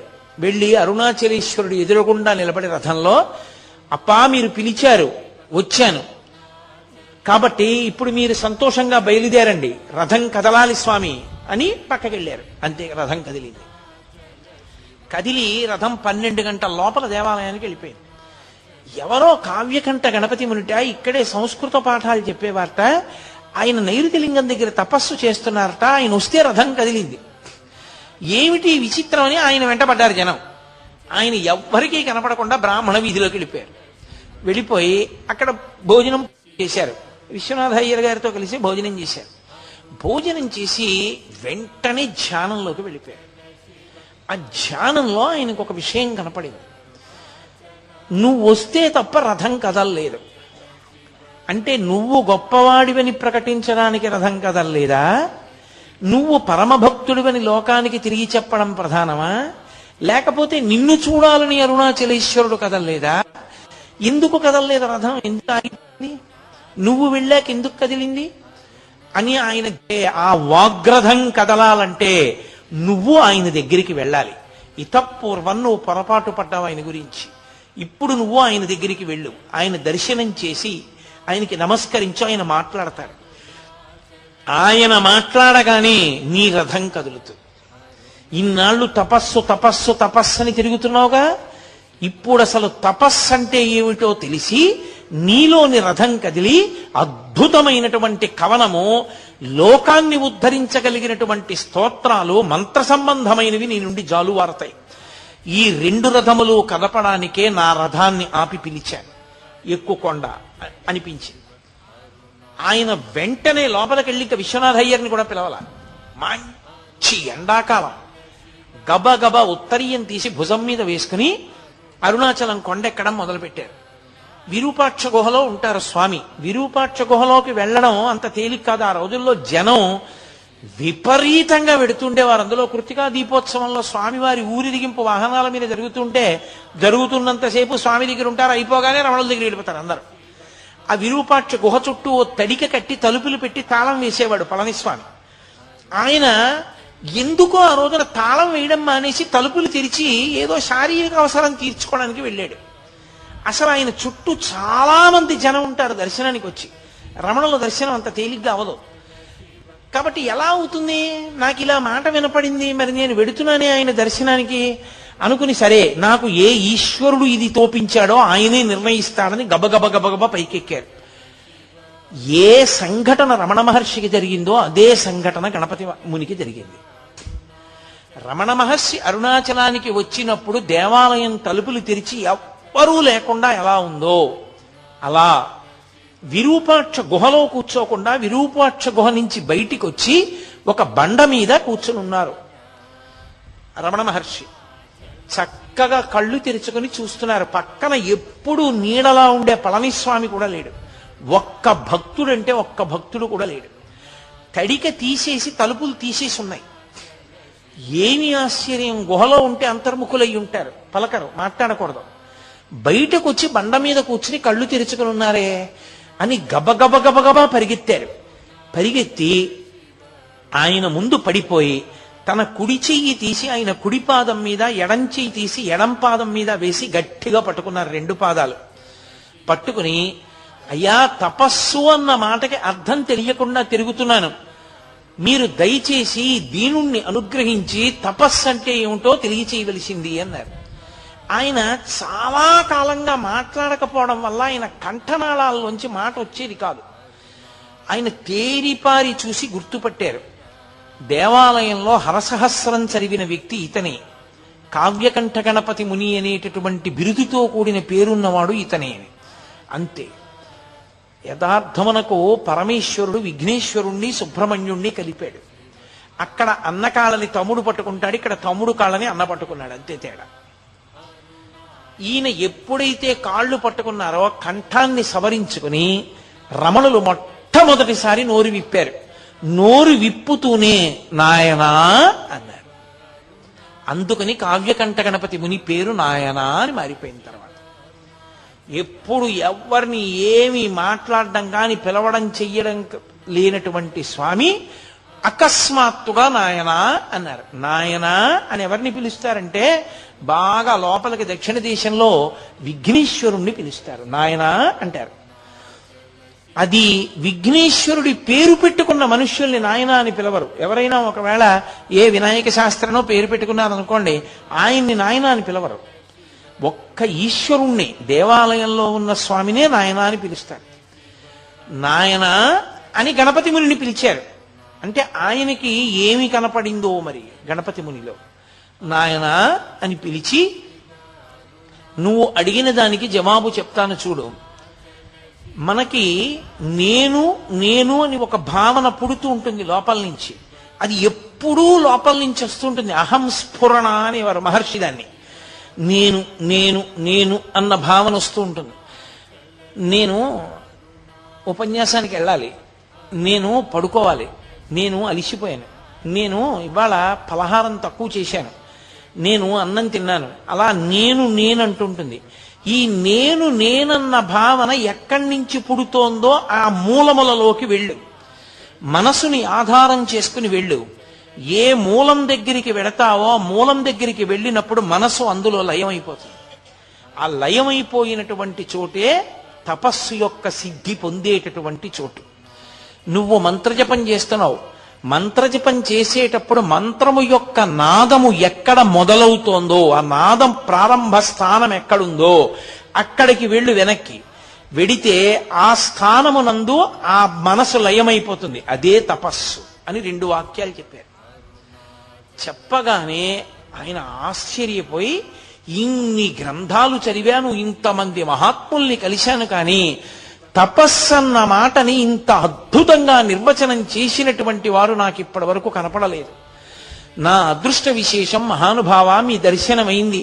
తపస్సు అన్న మాటకి నాకు ఇవాళ యథార్థమైనటువంటి అర్థము గోచరించింది. తప్పకుండా అలా చేస్తానన్నారు. అనగానే భగవాన్ అన్నారు, గుహలో కూర్చో, వెళ్ళి గుహలో కూర్చుని ధ్యానం చెయ్యి, తపస్సు చెయ్యి అన్నారు. అనగానే ఏమదృష్టం, రమణ మహర్షి బయట కూర్చుని తాను విరూపాక్ష గుహలో కూర్చోవడం. వెంటనే గణపతి ముని ఆ విరూపాక్ష గుహలోకి వెళ్ళి గుహలో కూర్చున్నారు. 1 గంట సేపు ధ్యానం చేశారు. రమణులు చెప్పినదేదో దాన్ని పూర్తిగా అనుభవించిన స్థాయి లేదు, కానీ మార్గం దొరికింది. సంతోషంతో మళ్ళీ బయటికి వచ్చారు. బయటికి వచ్చి ఆయనకి నమస్కరించే లోపల ఊరు వాడ ఈ వార్త తెలిసిపోయింది. కొండ మీద కూర్చున్నటువంటి మౌనస్వామి నోరు విప్పారట. ఎవరినో నాయనా అని పిలిచారట. ఎవరో ప్రశ్న అడిగితే 2 మార్గాలు చెప్పారట. తిరువన్నామలై అంతా కొండెక్కేసి, కొండెక్కేయగానే ఎవరైనా ఎవరితో మాట్లాడారు. పొద్దున్నంతా తిరువన్నామలలో ప్రశ్న, ఏ మహానుభావుడు వచ్చి నిలబడితే రథం కదిలింది. ఇప్పుడు ఏ మహానుభావుడితో రమణ మహర్షి మాట్లాడారు, వెంకటరామన్ మాట్లాడారు, ఈయన్నే చూపించారు. రథం నడిచింది ఈయన వల్లేట, ఇప్పుడు మాట్లాడింది ఈయన వల్లేట. అసలు రథం ప్రారంభమైంది నడవడం. వెంటనే రమణ మహర్షి చెప్పిన దానికి శ్లోక రూపం ఇచ్చి రమణ పంచకము అని రమణుల యొక్క తత్వం మీద 5 శ్లోకాలు చెప్తూ ఆయన అన్నారు, ఈయనకి వెంకటరామన్ కాదు, ఇక నుంచి భక్తులు ఆయన నామాన్ని జపం చేసుకోవడానికి వీలుగా ఆయన నామజపం చెయ్యడం చేత ఆయన అనుగ్రహంతో ప్రతిబంధకాల్ని పోగొట్టుకుని తత్వ విచారణ చెయ్యడానికి కావలసినటువంటి యోగ్యతని పొందడానికి అనువైన స్థితిని కలగడం కోసం ఈయనకి నేను రమణ అని పేరుంచుతున్నాను. ఆయన ఈయనకి నాయనా అని పేరుంచారు, ఈయన ఆయనకి రమణ అని పేరుంచారు. నిన్న చెప్పాను కదా, భగవంతుని యొక్క విభూతులన్నీ ఆయన ఎందున్న కారణం చేత భగవాన్ రమణ మహర్షి అని పేరుంచుతున్నానని, ఇక నుంచి అందరూ ఆయన్ని అలా పిలవాలి అని శాసనం చేశారు. అప్పటి నుంచి లోకంలో ఆయనకి భగవాన్ రమణ మహర్షి అన్న పేరు వచ్చింది. సరే, కొంతకాలం అయింది. అప్పటి నుంచి కావ్యకంఠ గణపతి మునితో మాట్లాడుతుండేవారు. వచ్చే వాళ్ళతో కూడా అప్పుడప్పుడు నోరు విప్పి మాట్లాడడం మొదలు పెట్టారు రమణ మహర్షి. కొంతకాలం అయిన తర్వాత కావ్యకంఠ గణపతి ముని అడిగారు, నాకు కూడా ఒక గుహా ప్రాంతం ఏదైనా విడిదిగా ఇవ్వండి, నేను ఆ గుహలో కూర్చుని నేను కూడా తపస్సు చేసి ఉమాసహస్ర రచన చెయ్యాలని కోరికగా ఉంది. పరదేవతా నామములను 1000 నామములను నేను ఉమాసహస్రం అన్న పేరుతో రచన చెయ్యాలి. అందులో అమ్మవారికి సంబంధించినటువంటి బీజాక్షరములన్నిటినీ కూడా నిక్షిప్తం చేస్తానన్నారు. రమణ మహర్షి స్వయంగా కావ్యకంఠ గణపతి ముని చెయ్యి పట్టుకుని అక్కడే ఉన్నటువంటి మామిడి చెట్టు గుహ అంటారు, చ్యుత గుహ అని, ఆ గుహలోకి తీసుకెళ్లి, నువ్వు ఇదిగో ఈ గుహా ప్రవేశం చేసి ఈ గుహలో కూర్చుని ఇక్కడ నుండి నువ్వు ఆ ఉమాసహస్ర రచన చేయవలసింది అన్నారు. 20 రోజుల లోపల ఈ సహస్రాన్ని పూర్తి చేస్తాను. 20వ రోజు అర్ధరాత్రి 12 గంటల వేల్టికి నేను ఈ ఉమాసహస్ర రచన పూర్తి చెయ్యలేకపోతే అప్పటి వరకు ఎంత రచన చేశానో ఆ రచన అంతా చింపేస్తానని ప్రతిజ్ఞ చేశారు కావ్యకంఠ గణపతి ముని. అక్కడ వరకు బాగుంది. హరసహస్రం అన్ని శ్లోకాలు రోజూ చదివినా పరమశివుడు అన్నం పెట్టలేదన్న కోపంతో హరసహస్రాన్ని చింపేశారు అంతకుముందు. అందులో ఏవో కొద్ది శ్లోకాలే మిగిలాయి. ఇక్కడ నడుస్తోంది. ప్రతిరోజు ఆ ఉమాసహస్రం ఆయన ధ్యానం చేస్తుండేవారు, దాన్ని రచన చేస్తుండేవారు. హెచ్ఎమ్మాళ్ అన్నం పట్టుకొచ్చి ఇస్తుండేది. ఒకరోజు అకస్మాత్తుగా ఆయనకి ఉదయం 7 గంటలకే విపరీతమైన ఆకలేసేసింది. అది అమ్మవారి ఉపాసనలో ఉండేటటువంటి ఒక వైచిత్రి. అమ్మవారి ఉపాసన చేసేటటువంటి వాళ్ళకి బాగా తెలుస్తుంది. అకస్మాత్తుగా వాళ్ళకి పిచ్చాకలేస్తుంది. అంత పిచ్చాకలేస్తే నిజంగా మీరు తీసుకొచ్చి అన్నం పెట్టారనుకోండి, అన్నం చూడగానే త్రేణుపు వచ్చి వెళ్ళిపోతారు. అన్నం తిన్నంత కడుపు నిండిపోతాయి. కానీ పిచ్చి ఆకలిస్తూ ఉంటుంది. రామకృష్ణ పరమహంసకు అలాగే వేస్తుంటే వాళ్ళ గురువుగారు ఆయనతో ఉండేటటువంటి అంతేవాసి తీసుకెళ్ళి అన్నం కుంభం చూపించారు. చూపించగానే ఆయనకి త్రేణుపు వచ్చింది. కాబట్టి ఈయనకి విశేషమైన ఆకలేసేస్తోంది. ఉదయం 7 గంటలకి. రాత్రి పాలు తాగుతారు. ఎలా 7 గంటలకు అన్నం ఎక్కడి నుంచి వస్తుంది అనుకుంటున్నారు? ఆ హెచ్ఎమ్మాళ్ళకి అన్నం పప్పు వండుతోంది ఆవిడ. అకస్మాత్తుగా ఒక దివ్య స్వరూపం ఒకటి కనపడి వెంటనే గణపతి మునికి అన్నం పట్టుకెళ్ళి ఇచ్చేసేయని వినపడింది. ఆవిడ గిన్నెల్లో పట్టుకుని అన్నం పప్పు పట్టుకెళ్ళి చూత గుహలో పెట్టింది. ఆయన రెండిటి వంక చూశారంతే త్రేడుపులు వచ్చాయి. 17 రోజులైంది. 4 వంతులు పూర్తయిపోయింది ఉమాసహస్రం. ప్రతిరోజు సాయంకాలం భగవాన్ రమణ మహర్షి కూడా వచ్చి కూర్చుని అప్పటి వరకు ఎంత భాగం రచన పూర్తయిందో అంత భాగాన్ని ఆయన కూడా వింటూ ఉండేవారు, మాట్లాడుతూ ఉండేవారు, వెళ్ళిపోతూ ఉండేవారు. 4 వంతులు పూర్తయిపోయిన తర్వాత 17 రోజులు అయిపోయింది. ఇంకా 3 రోజులు ఉంది. 1/4 వంతు భాగం పూర్తవ్వాలి. వేలు మీద పెద్ద గోరు చుట్టు పుట్టింది. విపరీతమైనటువంటి పోటు. కలం ఇలా పట్టుకోలేకపోయారు. అలాగే ఇంకొక్క రోజు మాత్రమే మిగిలింది. ఒక్క శ్లోకం కూడా రచన చేయలేదు. ఈ ఉమాసహస్రం చదివి వినిపిస్తారని పక్క ఊళ్ళంతటా టౌకేశారు, పందిళ్ళేసేశారు. ఏదో ఉత్సవంలాగా ఎందరో ఊళ్ళ నుంచి బయలుదేరి వచ్చేస్తున్నారు. ఇక్కడేమో వేలుకి గోరు చుట్టు, నడవట్లేదు. ఇంకా తెల్లవారితే 20వ రోజు. ఆ 19వ రోజు రాత్రి అరుణాచలంలో తిరువణ్ణామలైలో ఉండేటటువంటి ఒక వైద్యుడికి కల్లో పరమశివుడు కనబడ్డాడు. కనబడి కొండ మీద ఒక మహానుభావుడు ఉమాసహస్రం రచన చేస్తున్నాడు. వేలుకి గోరు చుట్టేసింది, రాయలేకపోతున్నాడు. నువ్వు వెంటనే వెళ్ళి దాన్ని శస్త్రచికిత్స చేయవలసింది అన్నారు. ఆయన వెతుక్కుంటూ రమణ మహర్షి దగ్గరికి వెళ్ళారు. రమణ మహర్షి ఈ గుహ చూపించారు. అప్పుడు ఈయనకి శస్త్రచికిత్స చేసి తీసి కట్టు కట్టారు. కట్టుండడం వల్ల రచన సాగలేదు. అప్పుడు ఆయన దగ్గర ఉండే స్నేహితులందరూ కలిసి అన్నారు, మరి ఇవాళ రాత్రి అయిపోవాలి 12 గంటల లోపల, ఎలా అంటే ఆయన అన్నారు, రమణ మహర్షి అన్నారు, ఆశువుగా కవితాధార చెప్పగలరు కాబట్టి 5 పృచ్ఛకులు తిరువణ్ణామలై నుంచి కొండ మీదకి వస్తారు. 5 పృచ్ఛకులు కూర్చుంటారు. 5 వృత్తాలలో ఇన్ని శ్లోకాలని వీరు ఆశువుగా చెప్తుంటే వాళ్ళు రాసేస్తారు. ఇటు తిరిగి ఇటు తిరిగి ఇటు తిరిగి ఇటు తిరిగి ఇటు తిరిగి చెప్పేస్తుంటే వాళ్ళు రాసేస్తుంటారు. 5 పృచ్ఛకులు కాగితాలు కలాలు పట్టుకుని లేఖకులు వచ్చేశారు. వచ్చేసి కూర్చున్నారు. రాత్రి అయింది. రమణ మహర్షి వచ్చి నడవట్లేదు రచన. రమణ మహర్షి వచ్చి ఏమీ పర్వాలేదు, ఇక నడుస్తుంది, మొదలు పెట్టండి అన్నారు. అని కావ్యకంఠ గణపతి ముని వెనక్కి వెళ్లి కూర్చుని సమాధిలోకి వెళ్ళిపోయారు. ఆయన సమాధిలోకి వెళ్ళిపోయారు. కావ్యకంఠ గణపతి ముని యొక్క నోటి వెంట వరద కింద వెళ్ళిపోయింది ఉమాసహస్రం. రాత్రి 12 కన్నా ముందే ఉమాసహస్రం పూర్తి అయిపోయింది. 5 రాసేశారు. అమ్మయ్య అయిపోయింది సహస్రం అన్నారు. రమణులు ఒక్కసారి బహిర్ముఖులై నేను చెప్పినదంతా రాసుకున్నారా అని అడిగారు. అప్పుడు కావ్యకంఠ గణపతి ముని అన్నారు, పలికిన వాణ్ణి నేను, నా లోపల 12 లోపల పలికించడానికి గురువు అనుగ్రహంగా రమణులే చేరి బుద్ధి ప్రకాశం చేసి నా చేత పలికించారని. ఆ ఉమాసహస్రం ఎంత మంది చేతనో కొనియాడబడేటటువంటి గ్రంథం.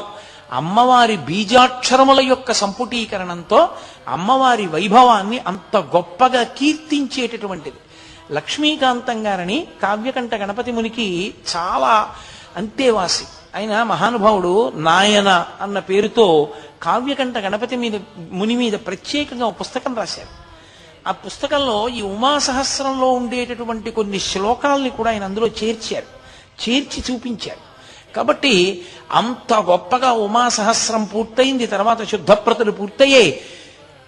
తన చేత రమణ మహర్షియే ఉమాసహస్రం పూర్తి చేయించి లోకానికి అందించారు అని కావ్యకంఠ గణపతి మునికి భగవాన్ రమణులంటే విశేషమైనటువంటి గురుభక్తి. ఎప్పుడూ ఆయన్ని గురుభావనతోనే చూస్తుండేవారు. రమణ గీత అని రమణ భగవానుడి యొక్క తత్వాన్నంతటినీ కూడా అద్భుతమైనటువంటి కవిత్వం రూపంలో తీసుకొచ్చిన మహానుభావుడు కావ్యకంఠ గణపతి ముని. ఎందుచేత అంటే ఎందరో వచ్చి ఆయన్ని ప్రశ్నలు వేస్తూ ఉండేవారు. అందులో ప్రధానమైన ప్రశ్నలు కొన్ని ఉండేవి. వాటికి జవాబు చెప్పేవారు. చెప్పిన జవాబులు లోకానికి అందకుండా పోతాయేమోనని జాగ్రత్త తీసుకున్న వాళ్ళు ఇద్దరు. ఒకరు సూరి నాగమ్మ గారు, ఒకరు కావ్యకంఠ గణపతి ముని. ఒక్కొక్క చోట ఆయనే శిష్యుడిగా వచ్చి రమణ మహర్షిని అడిగితే ఏం చెప్తారో ఊహించి, వచ్చినటువంటి వాళ్ళు అడిగిన ప్రశ్నలకి జవాబులు రమణులు ఏం చెప్పారో చూసి, వీటిని గీత, భగవద్గీత అర్జునుడికి కృష్ణుడు ఎలా చెప్పాడో అలా రమణ గీత అన్న పేరుతో రచన చేశారు ఆయన. దానికోసం ఆయన రమణులతో కలిసి స్కందాశ్రమంలోనే ఉన్నారు. ఆ రమణ గీత జరుగుతున్నప్పుడే అరుణాచల క్షేత్రానికి కాదు, ఈ భూమండలానికి ఒక పెద్ద ప్రమాదం తప్పింది. విశాలాక్షమ్మ గారు వచ్చారు. అప్పటికి కావ్యకంఠ గణపతి మునికి విశాలాక్షమ్మ గారికి కూడా 40 ఏళ్ల లోపే వయస్సు. కాబట్టి వాళ్ళు ఇంకా శారీరకమైనటువంటి సంబంధంతో ఉండవలసినటువంటి కోర్కెలకి అతీతులు అన్న స్థితిని నమ్మడం కష్టం లోకానికి. ఆయన విరూపాక్ష గుహలో కూర్చుని నేను ఆ రమణ గీత రచన చేస్తాను అని అడిగారు. అప్పటికి రమణ మహర్షి స్కందాశ్రమంలో ఉన్నారు. రమణ మహర్షి అన్నారు, తప్పకుండా చెయ్యండి అన్నారు. పళని అని ఉండేవాడు, పళనిస్వామి అని రమణ మహర్షి దగ్గర అంతేవాసి. ఆ పళనిస్వామిని పిలిచారు రమణ మహర్షి. పిలిచి ఆ గుహంతా చాలా కాలంగా రమణ మహర్షి విడిచిపెట్టేసిన కారణం చేత దాని చుట్టూ తుక్కు అవి పడిపోయి అది శుభ్రంగా లేదు ప్రవేశించడానికి. అదంతా శుభ్రం చేసి దాని తాళాలు ఇయ్యి కావ్యకంఠ గణపతి ముని అందులో కూర్చుని రమణ గీత రచన చేస్తారు. అమ్మగారు అనేవారు విశాలాక్షమ్మ గారు. అమ్మ అన్నం వండి పెడుతుంది అన్నారు. చటుక్కున పళన మహర్షి అన్నాడు, ఆయన భార్యతో ఉన్నారు కదా, విరూపాక్ష గుహలోకి భార్యా సహితులు వెళ్ళి ఉండకూడదు అన్నాడు. అంటే వెంటనే కావ్యకంఠ గణపతి ముని అన్నారు, నేను భార్యతో కలిసి ఉన్న వానప్రస్థుని, నేను అక్కడ సంసారం చేసేవాణ్ణి కాదు. నేను ఎటువంటి వాణ్ణో రమణులకు తెలుసు. రమణులు నాకు తాళం ఇస్తే రమణులు నన్ను వెళ్ళమంటే లోకం నమ్ముతుందన్నారు. వెంటనే రమణ మహర్షి భృకుటి చిక్కించి పళనిస్వామి వంక తిరిగి, నువ్వు ఆ గుహంతా శుభ్రం చేసి ఆయనకి తాళం ఇయ్యి లోపలికి ఎడతారు అన్నారు. సాయంకాలం అయిపోయింది.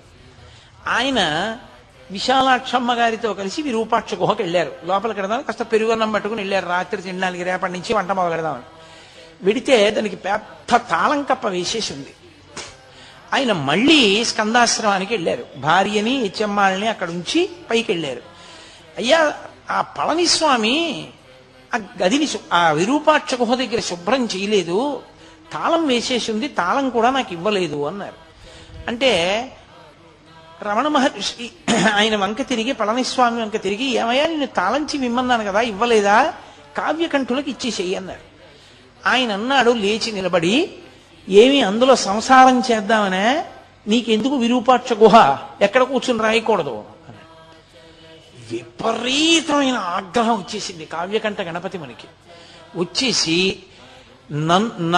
నా యొక్క జీవితాన్ని తప్పు పట్టావు, నా వానప్రస్థాన్ని తప్పు పట్టావు, నా భార్యతో కలిసి విరూపాక్ష గుహలో సంసారం చేస్తానన్నావు, ఇంత దారుణమైన మాట నా మీద మాట్లాడావు కనుక ఈ పృథివి తగలబడిపోవుగాక నా ఆగ్రహము చేత, నా శక్తి ఏదైతే గణపతి నా వాక్కు యథార్థము చేయుగాక అని విపరీతమైన ఆవేశంతో తాళం చెవి పుచ్చుకోకుండా వెళ్ళి ఒక రాయి తీసుకుని ఆ తాళం కప్పని కొట్టారు.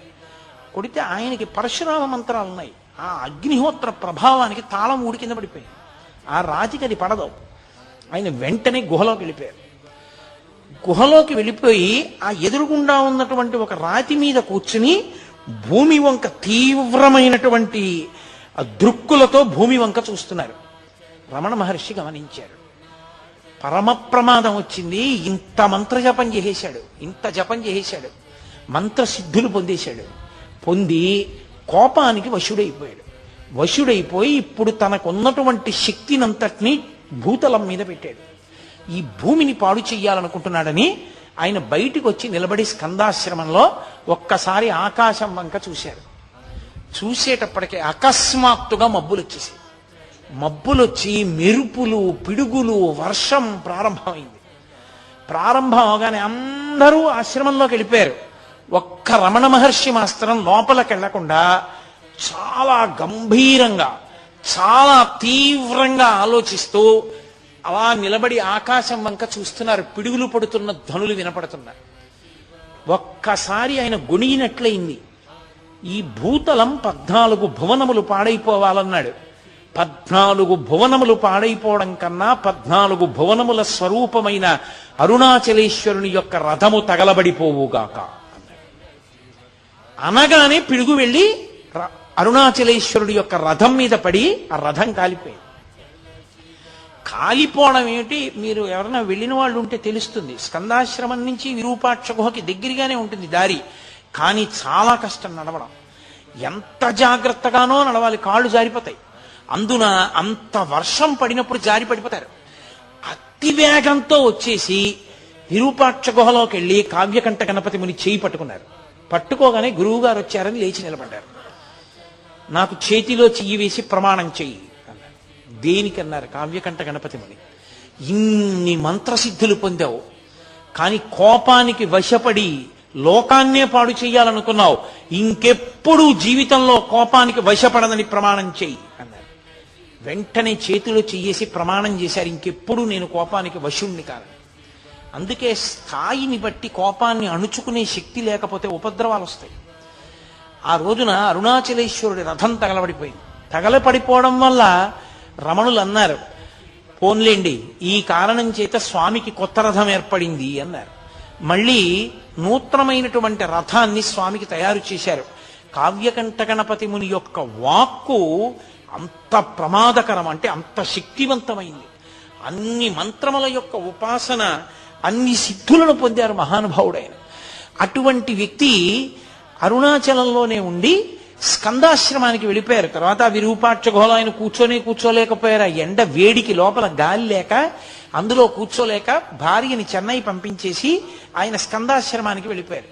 వెళ్ళిపోయి ఆ స్కందాశ్రమంలో రమణ మహర్షితోటే కూర్చుని ఆ రమణ గీత పూర్తి చేశారు. ఆ రమణ గీత పూర్తయిపోయింది. పూర్తయిపోయిన తర్వాత ఆయన అసలు భగవాన్ రమణుల యొక్క తత్వం లోకంలో ప్రకాశించడానికి, రమణ వైభవం ప్రకాశించడానికి చాలా చాలా కారణభూతులైన వ్యక్తుల్లో ఒకరు కావ్యకంఠ గణపతి ముని. అసలు ఇంకా యథార్థంగా చెప్పాలంటే వాళ్ళిద్దరూ విఘ్నేశ్వర సుబ్రహ్మణ్య స్వరూపాలు. వాళ్ళిద్దరూ కలిసి జీవితంలో అపురూపమైన సంఘటనలకు కారణమయ్యారు అరుణాచల క్షేత్రంలో. ఇద్దరికీ అరుణాచల క్షేత్రంతో అంత సంబంధం. బహుశః కావ్యకంఠ గణపతి ముని అరుణాచలం వెళ్ళి ఉండి ఉండకపోతే రమణుల నోటి వెంట ఒక్క మాట కూడా లోకానికి అందదు, రమణుల సందేశం కూడా అందదు. కావ్యకంఠ గణపతి ముని కారణంగానే ఆ రథం కదిలింది. అది తరువాతి కాలంలో ఎందరికో మార్గదర్శనమైంది. ఆ తరువాత తిరువత్తూరు వెళ్ళిపోయారు. నేను యాత్రకు వెడతాను అని చెప్పి బయలుదేరారు. రమణుల నోటి వెంట ఏది అనవసరంగా రాదు. యాత్రకు బయలుదేరుతుంటే రమణులు అన్నారు, మీతో వాసుదేవ శాస్త్రిని తీసుకెళ్ళండి అన్నారు. ఎందుకన్నారో అలా అని వాసుదేవ శాస్త్రిని కూడా తీసుకెళ్లారు. తీసుకెళ్లి చెన్నైలో బయలుదేరుతూ అన్నారు, అనవసరంగా రమణులు ఇతన్ని పంపించారు, ఎందుకు పంపించారో అని ఇవాళ మనం ఏ దిక్కుగా వెడదామని అడిగారు వాసుదేవ శాస్త్రిని. ఆయన అన్నాడు, మనం తిరువత్తూరు దిశగా వెడదాం, దానికి ఆదిక్షేత్రం అని పేరు, అదే మొదటి క్షేత్రం, అటు వెడదామన్నాడు. తిరువత్తూరు వెళ్ళారు. అక్కడే కావ్యకంఠ గణపతి మునికి కపాలి శాస్త్రితో అనుబంధం ఏర్పడింది. కపాల శాస్త్రి పుస్తకాలు మీలో ఎవరైనా చదివారేమో నాకు తెలియదు. కావ్యకంఠ గణపతి ముని ఎంతటి మహాప్రకాండుడో, ఎంతటి సంస్కృత భాషా ధురీణుడో, అంతటి గొప్ప రచనా వైభవం ఉన్నవాడు, మహావేదాంతి ఆయన కూడా. కపాలి శాస్త్రి ఎన్నో గ్రంథాలు రచించారు. ఆయన ఇటు రమణులతోటి అటు అరవిందులతోటి కూడా సంబంధం ఉన్న వ్యక్తి. కాబట్టి అటువంటి ఆయన ఒక పాడుపడిపోయినటువంటి విఘ్నేశ్వర దేవాలయంలో కూర్చుని, నేను ఇక్కడ 18 రోజుల పాటు రమణులు నాకు ఎటువంటి తత్వాన్ని తపస్సుకి చెప్పారో అటువంటి తపస్సు చేస్తాను అని పగటి పూట అన్నం తినడం కూడా మానేసి ద్రవ పదార్థం ఒక్కటే పుచ్చుకునేవారు. 18 రోజులు అయిపోయింది. అయిపోయిన తర్వాత ఇక్కడ కావ్యకంఠ గణపతి ముని కూర్చుని జపం చేస్తున్నారు.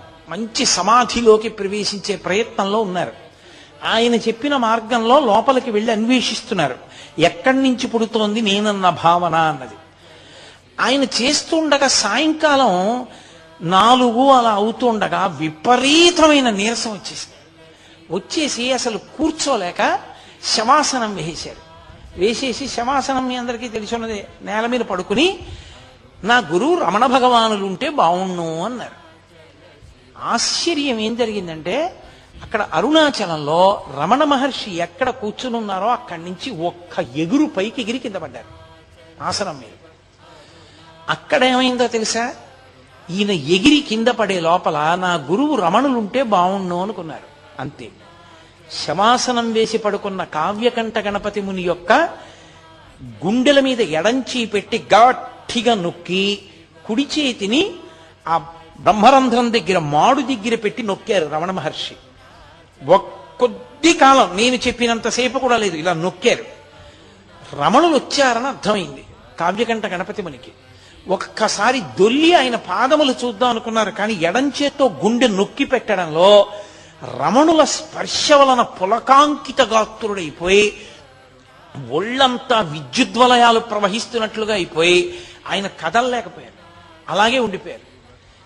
అంతే. ఇక్కడున్నవారు ఇక్కడే ఉన్నారు, అక్కడికి వెళ్ళారు. ఒక్కసారి ఆ రహస్యం బయట పెట్టారు రమణ మహర్షి. తన నోటి వెంట తానే ఒక్కసారి జారిపోయారు నోరు.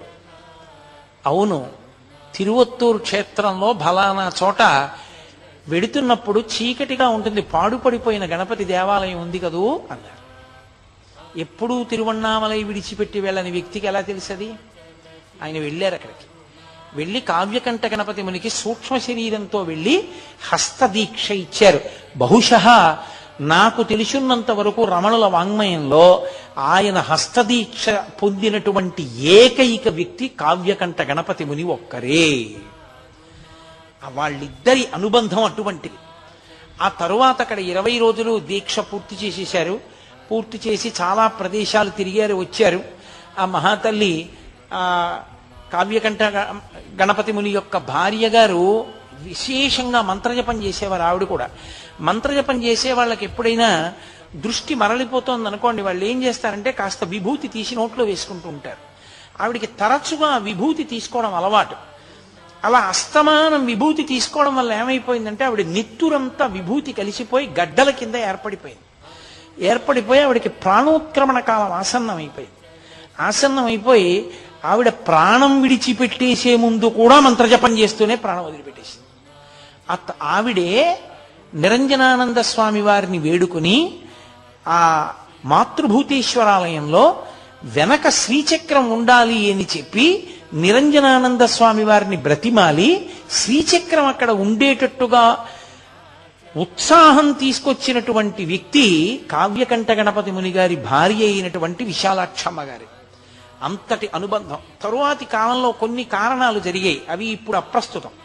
ఆ కొన్ని కారణముల చేత ఉత్తర భారతదేశం వైపుకు వెళ్ళారు. అరబిందో ఆశ్రమానికి వెళ్ళవలసి వచ్చింది కావ్యకంఠ గణపతి ముని. ఆశ్రమానికి వెళ్ళి అక్కడి నుంచి మళ్ళీ కలువరాయి వెళ్ళి ఆశ్రమ నిర్మాణం చేసుకుని అక్కడి నుంచి బయలుదేరి ఆయన జీవితంలో చేసినటువంటి కించిత్ తొందరపాటు అనవలసి ఉంటుందేమో మహాత్ముల విషయంలో, అలా ఎంచి చూడడం మంచిది కాదేమో, వాళ్ళ జీవితానికి వాళ్లే తీర్పు చెప్పుకోవాలనుకుంటారేమో. ఆయన ఖర్గపూర్ వెళ్ళారు.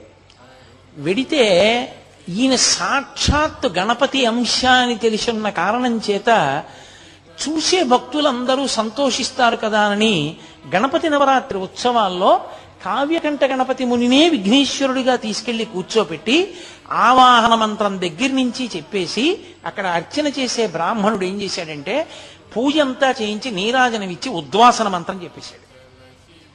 ఉద్వాసన మంత్రం చెప్తే అయిపోయింది, ఇంకా వెళ్ళిపోమ్మని. అది మొట్టమొదటి ప్రమాద ఘంటిక. ఆ ఉద్వాసన మంత్రం చెప్పగానే ఆయన నవ్వారు. ఆ తరువాత ఆయన ఎవ్వరితో నోరు విప్పి చెప్పేవారు కాదు. సరి అయిన పండ్ల రసం కూడా లేక చాలా కష్టపడ్డారు పాపం మహానుభావుడు. కష్టపడి నేను మీతో మనవి చేశానే, ఆయనకి అత్యంత దగ్గర వారు లక్ష్మీకాంతం గారని. ఆయన వెళ్ళినప్పుడు ఏమైందంటే బ్రహ్మాండమైనటువంటి వర్షం పడింది లక్ష్మీకాంతం గారు వెళ్ళినప్పుడు. ఈ కావ్యకంఠ గణపతి మునప్పుడు ఒక పాకలో ఉన్నారు. పాకంతా కురిసేసింది. అంతటి మహానుభావుడు అటువంటి స్థితిలో ఉన్నారు ఆ సమయంలో, కష్టకాలం. ఆయన పడుకున్న మంచం తప్ప మిగిలిన చోటంతా వాన కురిసేస్తోంది. లక్ష్మీకాంతం గారు అన్నారు, ఎందుకు ఇక్కడ ఆ కర్గపూర్లోని తెలిసి ఉన్నటువంటి మిత్రుడు ఉన్నాడు, అతని ఇంటికి వెళ్ళిపోదురు కానీ పోనీ మీకు ఏదైనా సమయం ఉంటే చెప్పండి, ముహూర్తం ఉంటే అప్పుడే వెడదాం అన్నారు. ఆయన ఒక నవ్వు నవ్వి, రేపు మధ్యాహ్నం 2:30 వెళ్ళిపోతుంది అన్నారు. ఈయన అనుకున్నారు 2:30కి బయలుదేరతారు అనుకున్నారు. ఇంతలో అకస్మాత్తు పని వచ్చి కలకత్తా వెళ్ళవలసి వచ్చింది. ఆయన నేను వస్తాను రేపు మళ్ళీ అని అన్నారు. 12 గంటలకు ఆయన లక్ష్మీకాంతం గారు ఆఫీస్ నుంచి తిరిగి వచ్చి మళ్ళీ కర్గపూర్ బయలుదేరదామని బయలుదేరుతున్నారు. 12 గంటలకు ఆయన బట్టలు వేసుకుని బయటికి వచ్చి తాళం వేయబోతున్నారు. భార్యను అక్కడ ఉంచారు శుశ్రూషకి. పక్కింటి ఆవిడ వచ్చి, అయ్యో అన్నయ్య గారు బయలుదేరుతున్నారా, కొద్దిగా టీ తాగి వెళ్ళండి అన్నారు. కొద్దిగా టీ తాగి వెళ్ళమంటున్నారు కదా అని ఆయన ప్రభావం వెళ్ళిపోవలసిన సమయం ఆసన్నం అయిపోయింది.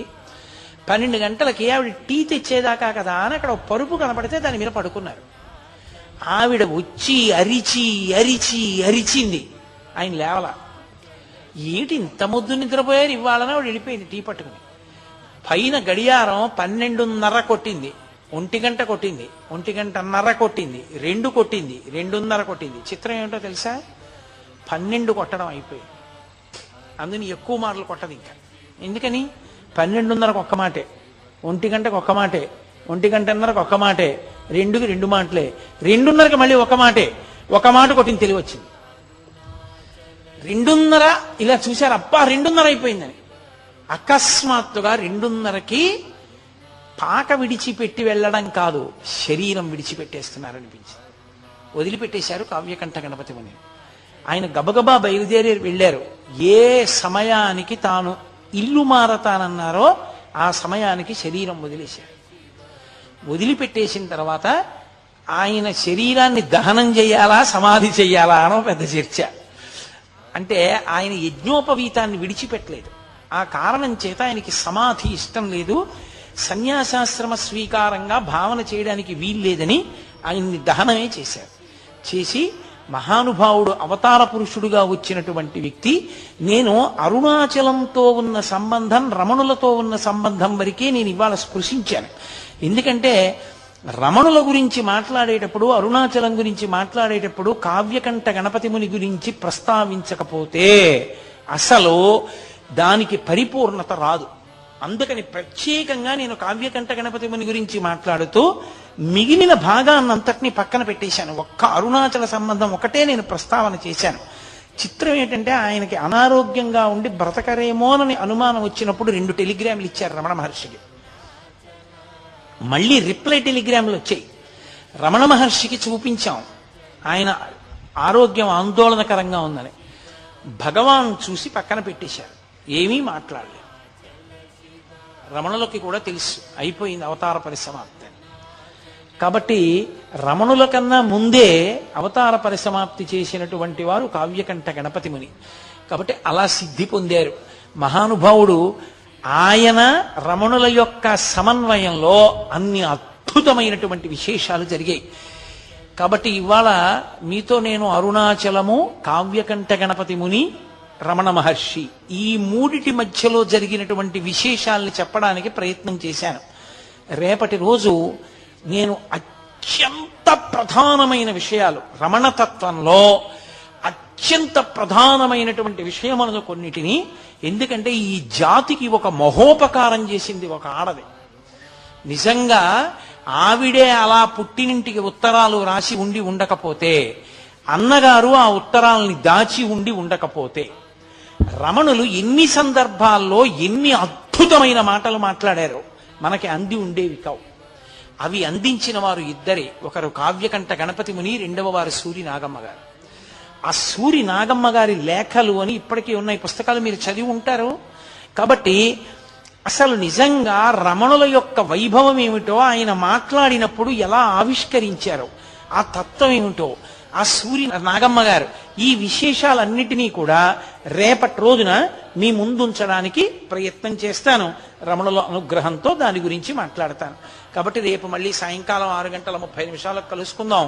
మంగళాశాసనపరైః మదాచార్యపురోగమైః సర్వైశ్చ పూర్వైరాచార్యైః సత్కృతాయాస్తు మంగళం. మంగళం కోసలేంద్రాయ మహనీయగుణాత్మనే చక్రవర్తితనూజాయ సర్వభౌమాయ మంగళం. ఉమాకాంతాయ కాంతాయ కామితార్థప్రదాయినే శ్రీగిరీశాయ దేవాయ మల్లినాథాయ మంగళం. కరచరణకృతం వా కర్మ వాక్కాయజం వా శ్రవణనైనజం వా మానసం వాపరాధం విహితం వా సర్వమేత్తక్షమస్వ శివ శివ కరుణాబ్ధే శ్రీమహాదేవ శంభో. సర్వం శ్రీ ఉమామహేశ్వర పరబ్రహ్మార్పణమస్తు. స్వస్తి.